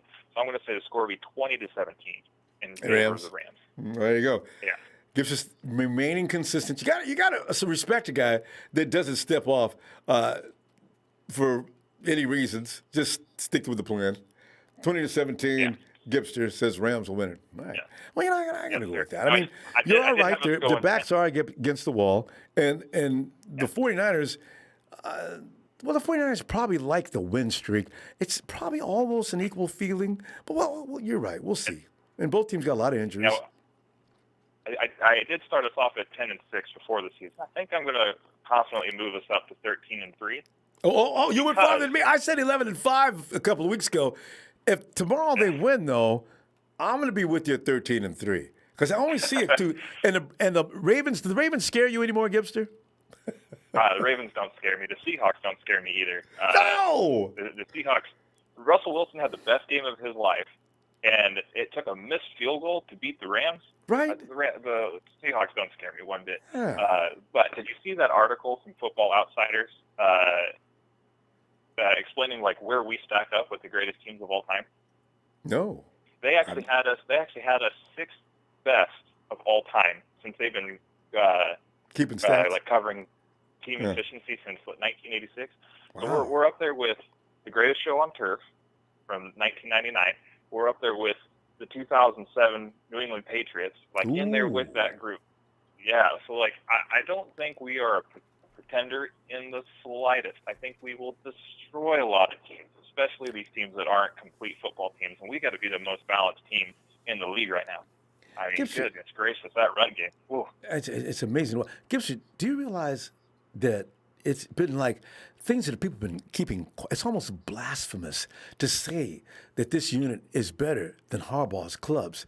But I got to tell you, oh my gosh, looking at man for man, position by position, few positions Harbaugh's guys, the linebacker crew, Willis and Bowman are still ridiculous. So I'm not sure if the Hot Boys can keep up with that. That front line, including the Cowboy, now see, there's where the comparisons come. Is this front line D possibly stronger? We'll see. I think this front line has the potential to be the best front line we've ever had. There you go. No disrespect to Young and Stuttlefield. To outdo Bowman and Willis is pretty ridiculous because both of those guys were all pro in like the same year. And you don't know who was the best linebacker in the league. But that duo was pretty insane. I did see a play. We got to stop though, Gibson. Listen, I'll tell you what. And Gibson, drop me a line at ronbosports@gmail.com. All right? So we can talk a little longer. Absolutely. All right, fam. Absolutely, for sure. All right, fam. See ya. Night. Bring in the ping, Will. Ronbo, what's up, dog? Will, you know what's up, man. All the things you have been saying for months, they're about to come into fruition, Will. They've lost a lot. They've spent all their money. They're trying to build a team from the middle of the draft. that may change. Just, Will, they may be around the top of the draft if things continue the way they are. Jared Goff doesn't like defenses like the Bears and Patriots. Well, he ain't going to like this one either. So, Will, but what do you got to say about this game? Go ahead. Let me get out the way. Well, first off, I want to say the reason why they're in the position where they're in now because Les Snead, the general manager of the LA Rams, wanted a quick fix. Yep. He wanted a quick fix to get a ring, but not think about it long term. He didn't think about the future. He just wanted to win now. So that's what they did. They and they had success. They made it there, but they lost. They only scored 3 points. Yeah. So now they broke. Yeah. So. And they shouldn't have been there, Will. The referees, nobody's ever going to get over that game. But that's okay. They still went in and embarrassed themselves. And, Will, I'm not sure if that's not more satisfying than watch them lose to the Saints. Watch them get all the way to the Super Bowl and score 3 points. Was never involved in it. Right. So, but looking into this game, man, the Rams is ranked 22nd in rush offense. So I believe Sean McVay is not going to stay away from that. I believe he's still going to try to run the ball, but we should be able to eat that up. But they are second in pass offense. But I do believe that we do have the tools to stop that pass, that second ranked pass offense because of the acquisitions of D4 and then Nick Bosa and Quan Alexander. Quan Alexander, he's a tool that you can use to stop jet sweeps, screens, things of that nature, and then you just have Bosa and Ford that can just come off the edge and rush Goff immediately. So, Will, I just want to piggyback on that. Here's the thing. How many quarterbacks this year have put the ball up 65 to 70 times? You see, these may be stats that could be a little skewed. Because if I put the ball up 70 times and I hit 45%, that's a lot of numbers that mean nothing. I was behind, I was trying to catch up, and I kept throwing the ball like we do every week. So you know what? If we see that tomorrow, it will be another same situation of trying to catch up. But go ahead with that. We definitely will be able to deal with that, Will. Yeah. We'll be able to deal with that. Since Gurley is out, I believe the running backs that they do have, we're going to shut them down. So we will have to force Goff to throw the football. So that's what Bosa and D Ford, they're gonna go ahead and put pressure on Goff. And when you put pressure on Goff, it's proven. The Bears improved and the Patriots proved it. You gonna mess up, man. He gonna mess up when you rush him. Those two teams put out the blueprint. We're about to be the third team to give out the blueprint as well. Goff cannot perform well when he's under duress. So as for the offense, man, I believe we can still run the ball. I did that Rams and Seahawks game. I did see Aaron Donald play on the edge, so they will try to put Donald. Okay, here he comes. Yeah. All right. So when you see something like that, Richburg and Garoppolo needs to change the play into a inside run or something like audible. that. Yeah. Audible into it, and then we can pick up yards off the run game with that. Because the rest of the offensive linemen can't stop nobody. Aaron Donald, I wish he would run out there just because of what you just said. But yeah, go ahead, run out there, Aaron. Yeah, going out there. Right. So when you see Aaron Donald on the outside, he's coming. So you might as well run the ball inside zones, dives and stuff like that, man. Get you, and get you some chunk plays through the middle. Mm-hmm. But as the receivers go, we need to. I think Jimmy gonna have to throw the ball a little bit more this game as well. So the receivers must step up and they must catch the ball. They must hold on to the football and things of that nature, man. Because Debo, Dante, most of all, if you want to have a big game, this is the game to have it. Talib will be out, so this is a big game for him. Debo as well. So Marquise Goodwin. So the receivers do need to step up and make plays. I believe they can. This was a division game. We play each other 2 times a year. I'm not saying it's gonna be a blowout, but it's gonna come down to who make the least mistakes, who commits the least, the least flags, the less mistakes, the less flags.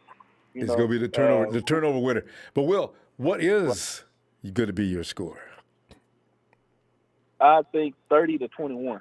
30-21. We'll get 21. Yeah. All right. Because we got to go. But I'll get back to you about what we was talking about on Twitter, and there you go. See you tomorrow. If you get a chance to stop laughing, bring yourself together and can call. I got a feeling the Rams gonna get a whooping. I really do. But we'll see first. All right. I will. All right, man. Shout out to you, Ronbo, man. Shout out to my TNT family, player partner Dre, Trey Trez, Big Show, Daniel, Red 49 Hits, man, all them guys, man. Shout out to the Nighthawk fan club, Rico, Jersey, Joe, Silvio, all them guys, man. Subscribe to Ronbo Sports, Russo, SF49, and Jerry Fresh. Like, subscribe, and listen to all the good 49er content. F the Rams, F Rudy. They lost the Super Bowl. They only scored 3 points. They got 55 points put on them by the Tampa Bay Bucks, which we beat 31-17. Sean McVay is peeing in his pants right now because he's going against Kyle Shanahan tomorrow, and because we got the tools to whoop his ass, and they broke. All right, that will. Oh, God. And let's go to Eric Gold says 360. You are in lovely, beautiful Vancouver, Washington. Hello. Vancouver. Oh, Vancouver. We actually have a Vancouver 49er fan. I wonder if that's him. It can't be him, though. Vancouver. See, because I figured there's going to be a lot of running tomorrow anyway. I'm looking at that offensive line. Hey, Dean. Hey, Ronbo, what's up? Dean, well, this is like the pre-party, you know what I'm saying? We're like decorating the room and putting all the flags up and putting the decoration out, getting ready for this party that's going to take place in a little less than 24 hours, of course. It's, Dean, this is stupid. I'm excited. Oh, man. I can't wait for this game. I'm actually going to a buddy's house. There you go. Is he a 49er fan? Oh, no, he's a Rams fan. Oh, awesome. So, oh, man, there's gonna be tables being thrown, chairs. It's going to be WWE in that day. I was going to say it's going to be like the WWE, huh? So bring the tables out. Who's watching the tables? Oh, man. I'm kind of nervous, though. Like, a little bit. Like, I feel like they have a bunch of injuries. We have a bunch of injuries, but we're the better team, so I think we're going to win. But, Dean, the thing is they have a key injury. That team is predicated on what Gurley does. It's just like the Hawks after they lost beast mode. They weren't the same anymore. I know, they got Go ahead. Yeah, they got Taliba. They have Clay Matthews and Gurley, you know. So that's pretty awesome. But, I mean, we have McGlinchey out, you know, Joe Staley, Juszczyk, which kind of sucks. Okay, so I wanted to say something about that Juszczyk and who's going to replace him. Everyone's been saying Jeff Wilson will go in for fullback. No, that's not. I don't know how good Jeff. I don't know how good he's. Can they do that? Can they put in the running back for a fullback? I don't even know if they can do that. He can play in that regard, but he's not going to be a fullback. Unless it's some kind of a design play where you got the two back situation there. But Jeffrey Wilson's a little too light in the pants to play that role. It's going to be a tight end. No, exactly. I think, tight end, that would work. But, Mostert, like, from what I've seen of Mostert, he does pretty good blocking from what I've seen from him when he blocks. I mean, I wouldn't be surprised if they put him in. Jeff Wilson, I mean, I've seen him block too, but, I mean, I feel like Mostert's, like, the better blocker, you know? Yeah, he's a special teams ace. That's one of the things he does. He can get downfield, and he's pretty tough. But, you know, you want to use your tight end in that situation anyway, just because you want to be able to, you know, he can clip off that block. He'll be available for a pass. Yeah. Actually, Jeff Wilson has that capability too. We'll see. I just wish that they would have had Jalen Hurd available for this game to handle that role. That would have been awesome. Yeah, I know. That would have been awesome. And then George Kittle's questionable, but I mean, I'm pretty sure he's gonna play. Yeah, and also, I'm a major fantasy football guy. We're actually starting a podcast here pretty soon too. All right. And whenever they list somebody as questionable, 95% of the time they play. Yeah. So I'm not worried about that at all. The long snapper, did we? Same guy. I don't know what's going on with that long snapper, man. That's the only thing that really scares me because last week looked so bad. It was so bad. You know, we got to keep bringing in the long snapper every other week. I mean, come on, you know. I really wish they could get a guy to stay there for a few weeks until what's his name gets back. You can keep switching long snappers. You get the debacle we got last week. That was awful. Yeah, all I'm saying is I hope he's getting used to the system. He's getting used to, where everyone wants to catch the ball, you know, before it's set. Because that was bad last week, man. Like, if we're on a tight game and stuff, we can't have that. Like, Robbie Gould missing 2 kicks. Like, Three. What? 3. What is that? So, man, I'm feeling pretty good, though. I feel like we're gonna beat them pretty good, you know. So yeah, I mean, they honestly, they don't have people out. And it's in LA. It's in their home stadium, but we already know that the Empire is gonna come out and droves. It's gonna be nothing but red in there, red and gold everywhere. So it's not gonna be a vocally home crowd. 49er fans got something to say, and they'll be there to say it. So, you know, I'm not even concerned. Well, Dean, we gotta go. Dean, let me get your score though. What's gonna happen there? All right, I am saying 24-3 on this one. I feel like there's that 3 again. Dude, 24-3. So real quick, Ronbo. So we got Richard Sherman on Robert Woods. You know, he's going to shut him down. Robert Woods has already been shut down. Cooper Kupp's going to be on the slot, but I feel like we'll have a good zone coverage on him. And then, I mean, Cooks is out. Like, I don't see them doing anything, you know. So, and then Nicky Boza, man, he's just going to be fired up after that last game. the You guy. know, other people might eat into that too, because they might do a double on Nick Boza and then D Ford or Buckner might go. I think it's gonna be a blowout. But anyways, I'll go. Shout out to Kenny in Oregon and shout out to the Empire. All right, dude. Have a great night. I'm gonna see you after the game tomorrow. Okay. Oh yeah, definitely. All right, fam. Night. All right. And let us go to. What's up? Nighthawk, who was that screamed? Did you? I said me. Whatever, Nighthawk. You know, you're in your own house. You do whatever you want to do, Nighthawk. You're at home. Nighthawk, here we are.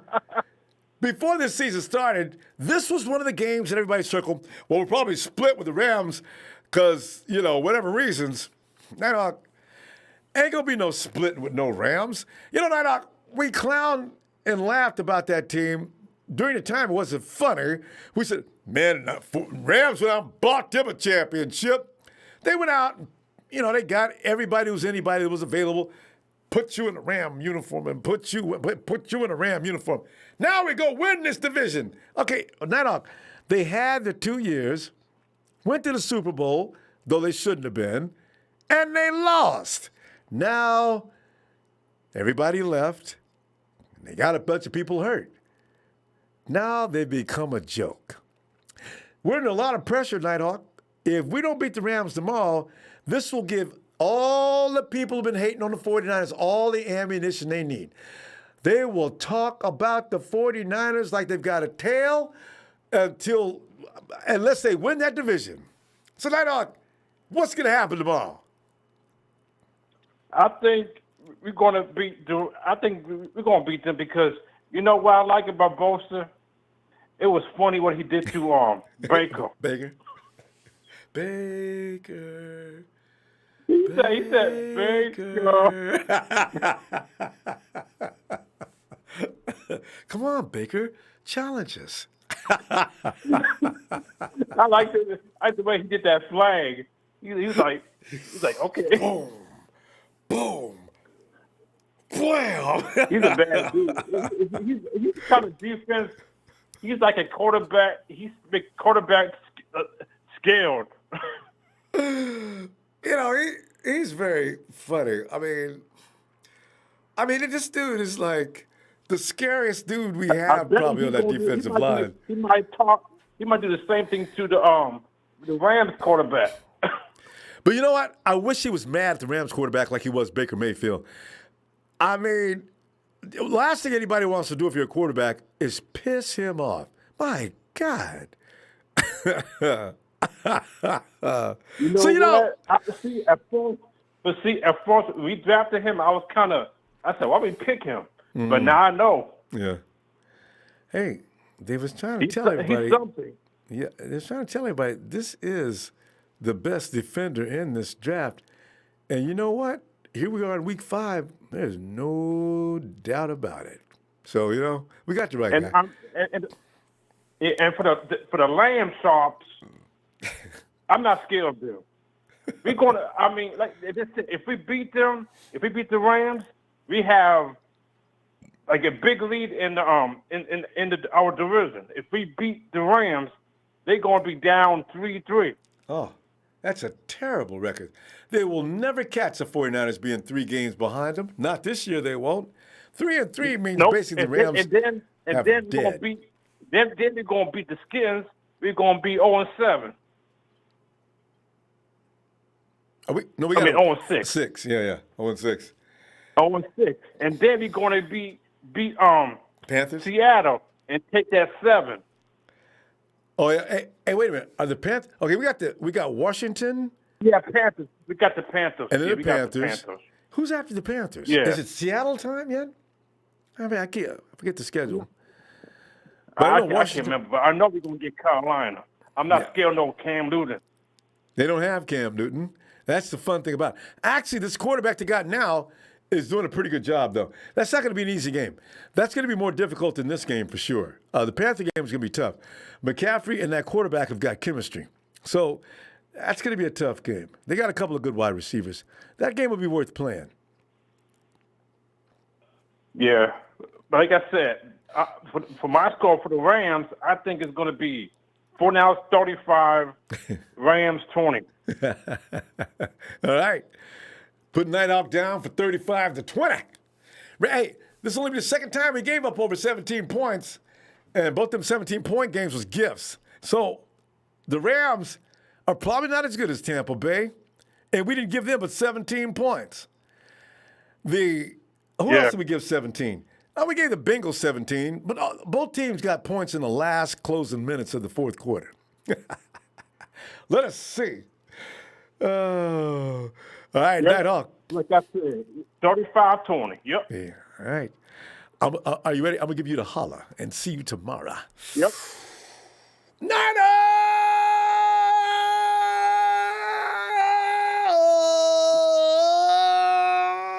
for the Hawk. Oh, yeah. Before I go, hate that light. Nighthawk is out. Thanks, Nighthawk. See you tomorrow, fam. And I zoom over here, I see John Milliner, who says 49ers 35, Rams 10. Jimmy D, 300-plus yards. Thanks, John, for the contribution, too, fam. Let's go to San Jose. 408 area code San Jose. Come on in. What's up, Ronbo? San Jose. What is your name? Hello? Yeah. What is your name? What's up, Ronbo? Yeah, hey. What's up? This is Casey. Casey. Hey, Casey. Casey, you know what's up? Yeah, we're talking about Jared. Jared. That was great, wasn't it? Oh, man. Imagine being a quarterback in the NFL having a 6'4" spider that you got to face. And he's crawling around. Teasing you. He's teasing you and taunting you. And that's got to be scary. This dude coming That's after what I'm me saying, like Ronbo. God, dang. And he's over there playing games. It's going to be a massacre, Ronbo. It's going to be a massacre. Jared Goff he's got more turnovers than any other quarterback in the NFL right now. And he deserves them, too, with that offensive line. Hey, Casey, man, I don't know what the Rams are thinking by letting all those offensive linemen leave. Oh, what are you, stupid? What are you going to do? I love it. Mark Barron. A lot of people, Mark Barron, too. And yeah. I mean, what did you think was going to happen, Rams? And then and how about the NFL networks? Well, the Rams still pretty much own the NFC West. Yeah, they kind of, when they had I think 2 years ago, they had a really hot start. I forget what their record was. Oh, they was badass the first 2 years ago. Yeah, last 2 years. And I felt kind of bad because it seemed like Jared Goff and the whole team was just really young, getting a lot of pressured like that by media. Mm-hmm. So I think the media really has played them up just because of their location and whatnot. But in a new stadium. So. Hey, but Casey, did it piss you off that remember when the Rams were stacking all them players and we were sitting around? Oh, hey Lynch, why don't you sign somebody? Yeah. Remember we were doing that? I knew a lot of people. I didn't know what to think exactly. I didn't realize I didn't want the Rams to get both Talib and Peters. That really wore me out. And you got Ndamukong Suh, Brandon Cooks. Oh, every time they sign somebody, why don't we have anybody? Now we know what the 49ers are doing. Don't be getting them part-time mercenaries. That stuff wears off. Now look at them. Yeah, it's time to commend John Lynch, man. He looks like a genius. I know, right? He's got Six defensive linemen on the, all on the defense are all first solid. rounders. Yep. And the Niners look possessed. The good thing about the handshake thing was seeing Sherman and Kittle down there as captains before the start of the game. They looked possessed. They look like they know what time it is. And I hope it's 27-3 tomorrow. They're gonna put Casey down for 27-3. Casey, I'm telling you, man, I don't see the 49ers giving up much more than that. But because this team is not, you're not going to be able to pass all day on the 49ers and score a lot of points. It's just not going to happen. So, go ahead, pass the ball. I think the Rams are going to. I think the Rams are going to try and compete with the run. Even with Todd Gurley out, but they have to. But if they fall behind, they got trouble. It is,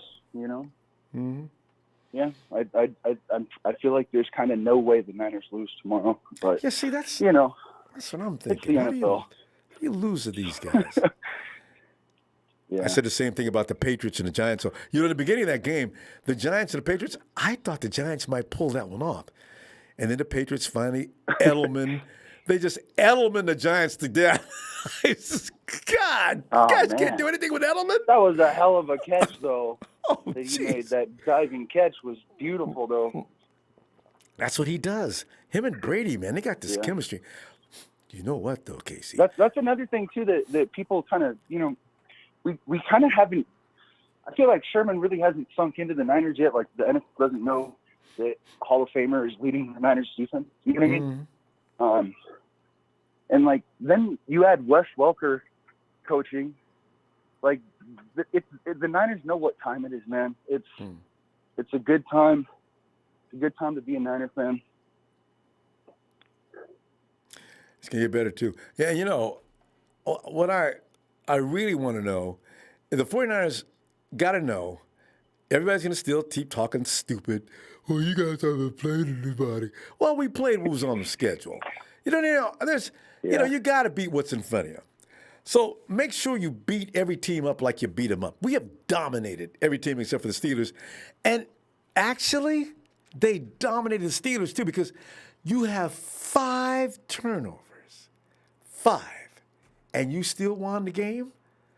I equate that as domination as well. So they dominated Tampa Bay. They dominated the Bengals, as you're supposed to do if you're a winning team. They clowned the Steelers and beat them. They ran Baker Mayfield, OBJ, and everybody else on that team that's an all-star out of Santa Clara. That's domination. This team is no joke. And anybody too stupid to see that just doesn't understand the game. Ha! Yeah. That's like people talking about Jimmy. They're still not sure about Jimmy. But, I will say I think Jimmy's kind of due for a bad game, I hate to say, because he's had so many lucky bounces and, But he still only had so-so games. I'm still waiting for the breakout game, actually. Hey, Casey, we gotta get your score, though. What is your score? 27-3. You said 27-3. You just said it right. I couldn't see. Casey! Look, hey, Jimmy's ready. If Justin School's playing, we're going to win. So. Yeah, and also, you're concerned about tomorrow, look for Jimmy to have his best game. Why? Because he knows Kyle's depending on him tomorrow. He hasn't been depending on Jimmy, hasn't needed to. Tomorrow, it's Jimmy's time. All right, fam. I'm going to see you tomorrow, okay? Right, take it easy, Ronbo. Thanks, Casey. All right, sounds good. Like a regular person. Hey, who said to me, hey, it's a Niners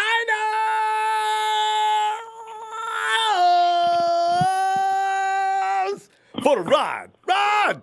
Come on in here, man. Finally, the rod has come back to Ronbo Live. Rod! What it do, Ronbo? Party time, Rod. Rod, I got a feeling the team we're playing tomorrow is pretty much a joke. The team we play next week is another joke. You know the real scary thing is? Can't lose to these jokes.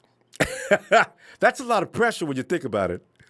When you're a good team, you better beat the team you're supposed to beat. So there's a little bit of pressure in this game. And I ain't gonna lie to you, man. I'm a little Trap. I'm a Trap little game. uneasy. Uh-oh. Yeah, I'm a little uneasy, man, because Rod. you already know we hate these jokers anyway. But you know, it's like it's like a soap opera, man. So many things are building up to make it like it could be either a one-sided game or it could be something that nobody ever imagined because of so many significant players with different significant roles that are not going to be playing. So I just don't know, man. True. Both of the tackles, man, it just got me a little nervous. It's supposed to. But Kyle seems unscathed. The man is walking around like, so what? I'm Kyle Shanahan. Most people can't deal with me. I'm ready. See, I have a feeling that Kyle is walking around with that air about him for a reason. Otherwise, he's one of the best actors I've ever seen. Well, I tell you what, I love Kyle swag. Ain't he? I do, but that man invented swag. Good Lord, Kyle. You ain't even slightly concerned, huh? I just know that the Rams and the 49ers hate each other. It's a mutual hate. And, you know, one thing about heated rivals, especially the home team, not all teams. I don't know. So far, these Rams haven't been that team, but some teams find enough, you know, saying can just dig within and allow their crowd to help motivate them to give it a little extra. You know what I mean? Rod, they ain't got. I think it's like the 49ers may actually have more crowd down there than the Rams. But go ahead. Hey, I'm with you, Ronbo. I'm with you, man. It's embarrassing. I mean, you know, poor Rams. I love my Niners, man. I mean, you know, just the regular season, and I know losses do happen, but yeah, they do. I just don't want to lose to them sons. I don't want to lose to them, man. Oh, I know. That's the team of all. I'd rather lose to the Redskins. I said that already. I'd rather lose to the Skins than lose to the Rams. Really would. Man, I would have rather lost to Bateman than lose to the Rams. Anybody but the Rams. Yeah, man. Anybody but the Rams. I mean, but on another note, enough of the negative bullshit. As far as the positive side of it, Ronbo. Yeah. We got 2 stud running backs, man. Yeah, we do. We got 3, actually. Matt Breida. We got Tevin Coleman. We got 4. All of them badass. Yeah. But you're right. TC and Matty B, boy, that tag team they just ridiculous. That man that's a human being running down the field, Rod, at over 20 miles an hour, 22 point something. Good grief. I know. Hey, man, I'm gonna have to say I agree with you with your tweet. I'm expecting Marquise Goodwin to have a game, bro. Yeah, I'm expecting at least 6 catches, at least 6. Over $1 something. Give me $1.25, Marquise. Give me one at least for 40 yards. Give me 1 40-yarder, man. That's Marcus Peters. Look for him to make a foot. As Kyle's already seeing what causes him to screw up, and he's already assigned. Probably it's either Debo or Marquise. One of them is going to make a fool out of Marcus Peters. Every week, Marcus gets a fool made out of himself. One of them. Would be funny if it's Dante instead. I think it's got to be Queez. Man. Furthermore, wait, Rod, let me do the Marcus Peters. Better for me. Let me do the Marcus Peters on the sideline. Marcus Peters on the sideline. Marcus be on the sideline, getting mad at everybody like it's everybody's fault except his. Marcus, what are you getting mad about? Actually, go over there in the corner and get mad by yourself. We don't need that stuff. Hey, Ronbo, what if you messed around and got one of those long passes instead of the Breida run? This time it's a pass to open up the game. What if how to come completely the opposite way this time? Boy, I'd lose. I mean, can you see it? I can. And especially from the first snap. There goes Marquise Goodwin downfield. He's open. Marcus Peters missed it. He thought he had, they always say, Marcus Peters must have thought he had safety help. Yeah. He don't. I'm hoping for it, man. Oh. Yeah. But Rod. I got confidence in my boys, though, man. I do. I have confidence in them, but I just keeping it real, you know. No. I love my Niners, so. Got to be a little worried. Rod, with that being said, though, what do you got for a score?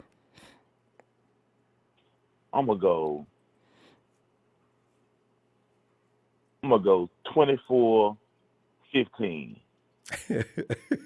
14. How did he get 15 now? 12, 17, 5 10. field goals. Zerline gonna go. He gonna go crazy. That's all I'm gonna do all day. Okay, now I see how you arrived at that. No TDs, but Zerline trying to. Yeah, okay. Rod, I took up all your time. I'm liking Rod, it, man. Rod, I'll tell you what though. Tomorrow night I'm gonna hush and let you know. I'm just too pumped up tonight. But let me see tomorrow after the game, man, so we can have a good time. That ain't never a bad thing, Ronbo. That ain't never a bad thing. It feels so good. Oh, but all I right, hear you, bro. I will ready? definitely give you a holler at the game after the game tomorrow, and good. Please let the world know who we are. Niners!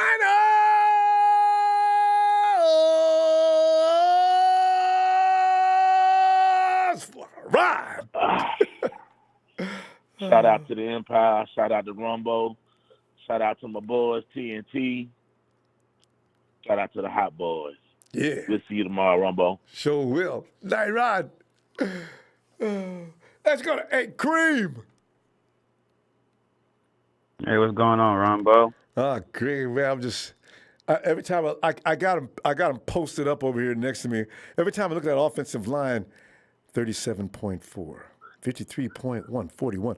I'm thinking like, if y'all go, I guess they're gonna have every tight end they've got on the field. McVay's probably gonna try to dress out, run out on the field. They're probably gonna have 12 and 13 players on the field at the same time, and whenever they can get away with it. You're gonna put that offensive line against the 49ers defensive line? Are you crazy? You better not start. Don't start golf. If I was you, I'd start Bortles. Man, they're gonna kill him. Just kill him.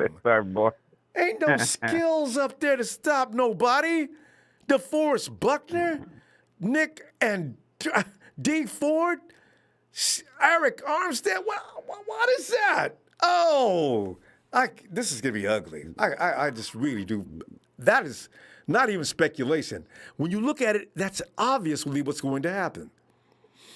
I guess they have a scheme. Yeah. I guess. I don't know. Yeah, I think so. I was watching Garrett Goff interview the other day about what they asked him what do you think about the 49er defense. It looked like he was already staring a headlight already, man. He looked nervous. He looked very nervous. Yeah, he looked very nervous. You know what he should have said? He should look at the camera. Listen, I just want to say to the 49ers defense, listen, guys, I've got a life. I've got a future. It's just a game, guys. It's just a game. Okay? Let's just keep it civil out there. Yeah. Well, I'm going to be at that game tomorrow, Ronbo. I'm going to be at that game tomorrow. Oh, you're going to enjoy it, too. That's going to be fun. It's going to be a good game. I'm right behind the 49er bench. Should be a good game. Ooh, good spot. Yeah, I'm about 4 rows or 5. I think I'm about 5 rows behind the bench, so I should be able to hear him say, yeah, you can be saying here. the same old sorry ass Rams. I wish somebody played that recording on the sideline. Wait till after the game. Yeah, I'm gonna record that game a little bit in there. I want to see those fans' faces when we whip on that. You know what? Mm-hmm. And Nick Bosa's got what? 3. Yeah, you got 2. You're only counting 2. So Nick's got what? 3 sacks on the year. Tomorrow, I think he enters a derby of the best in the league. I look for Nick to have anywhere from 3 to 4 sacks tomorrow. So if he comes out of this game finally with 6 or 7 sacks on the season, that'll be right where he should be because of that hurt ankle earlier in the season held him back a bit. But what was you going to say? Go ahead. Is it fair to say that Garrett Goff ain't as mobile as your boy we just played at the Browns? I mean, he's kind of a little bit slower. My grandma moved faster than him with a third leg. Baker can move a little bit, but Jared, he cannot move. He cannot move. Jared is straight up. That's a pocket quarterback. That's all he every now and then he breaks out and runs, but usually it's a design play. But as far as Baker escaping pressure, man, Baker gets whooped Man, I know they don't up. have funerals on Sunday, but they probably finna have funeral on Monday. Man, that's gonna be terrible. Jared Goff funeral gonna be on Monday, man. Man, I feel so. Especially with no offensive line, because he's been used to working behind a good offensive line like he had last year. So he had plenty of time to sit back there and take his time and pick out right, left. Who they Ronbo? Who they replacing? Mike with on the line? Mike. Oh, McGlinchey. Oh, Daniel Brunskill. I don't know. I can't. He's from the AAF. I don't know what to tell you about him. Although I got a feeling this is his chance, because it's just by chance he even got this opportunity. I got a feeling he's going to play above his head. He wants to stay out there. He definitely wants to stay on the squad. You ain't seen no film on him? No. I think I hadn't thought about looking at film on him, because I figured the best you can probably find is his college tapes or something like that. I don't like watching linemen in college tapes because they don't isolate very well, and it's usually the camera shot's so far away you can't really see how good the guy is or how bad he is, right? But I'm gonna see if I can find some isolated film. You're right. That would be a good thing to do. You think we're gonna be able to handle Darnold, man? Because you know that's both of our ends gone. So he cannot handle Donald. Listen. If they line up Donald on the outside, Kyle will have an antidote for that. Just run the ball. Because that defensive line, Brockers will be the guy in the middle. That'll be the only guy in the middle that they'd be really seriously concerned about. You're going to put Fowler and Brockers on the edges because that's your two best rushers, and everybody else in the middle. Look for Matty B and company to just go buck wild. They need to know. They got to know that. So Jimmy ain't got to throw, so we'll see. I guess I'll throw up my prediction up there, Ronbo. Get it out the way right now. I think I gave the Browns last week 9 points. Yeah. That's because I thought they had a lot of firepower. They did. Which, they proved me wrong. No, you was right. They proved me wrong. They got a lot of firepower. But the 49ers said, Baker, you ain't getting off today, baby boy. Baker. Baker. We're coming for Sound like Freddy Cougar back in the day, Baker, I like Nick, man. He's funny. Scariest dude on the field, and he's clowning people. Man, I'm gonna get them cats 13 points, Ronbo. All right. 13. So a touchdown, a couple field goals. We gonna leave a lot of points on the board again, Ronbo. That's the only thing I don't like about this team. We leave a lot of points on the board. So I'm gonna say 28. 28-13. Because the 49ers will stop messing up like that soon. The field goal situation last week, I think they can get that underway. Dante has promised he's going to stop dropping them easy catches. So, and Debo's going to stop getting the ball kicked out of his hands. Anyway. I think you know what, too? I think there's another level to the game, to our game that we haven't really developed yet, too. And I think, a couple of players need to come back. Like Hurd, Hurd got a different mentality to his game. He'll run you over. Oh, yeah. But you know what? This is what I've been saying, Kareem. This is what I'm saying when I say the 49ers maybe not a Super Bowl just yet, because they still lack the maturity needed, because they're there, they got the pieces, but they need to evolve. I need Debo to get a little more maturity. I need Dante to please come to the party. I need guys that just go to that next level, and then now look out. Oh, they will. Yeah. Oh, they will. What separates that next level, and right now is really probably only one good play, Ronbo. I'm trying to tell you, one good play. That's it.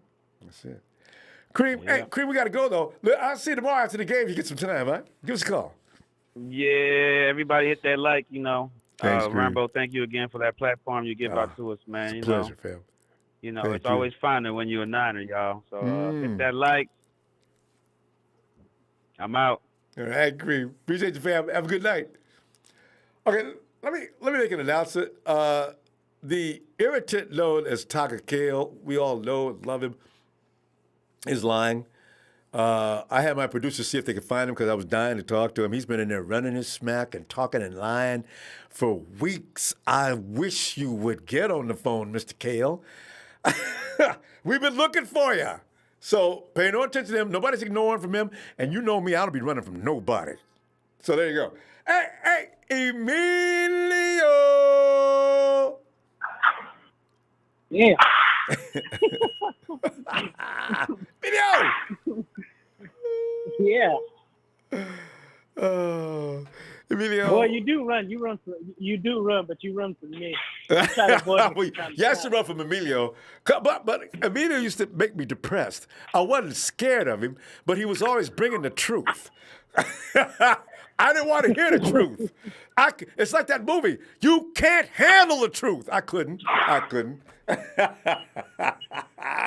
Emilio! I can handle it now. They always say the truth hurts. It did, and we was not ready for prime time.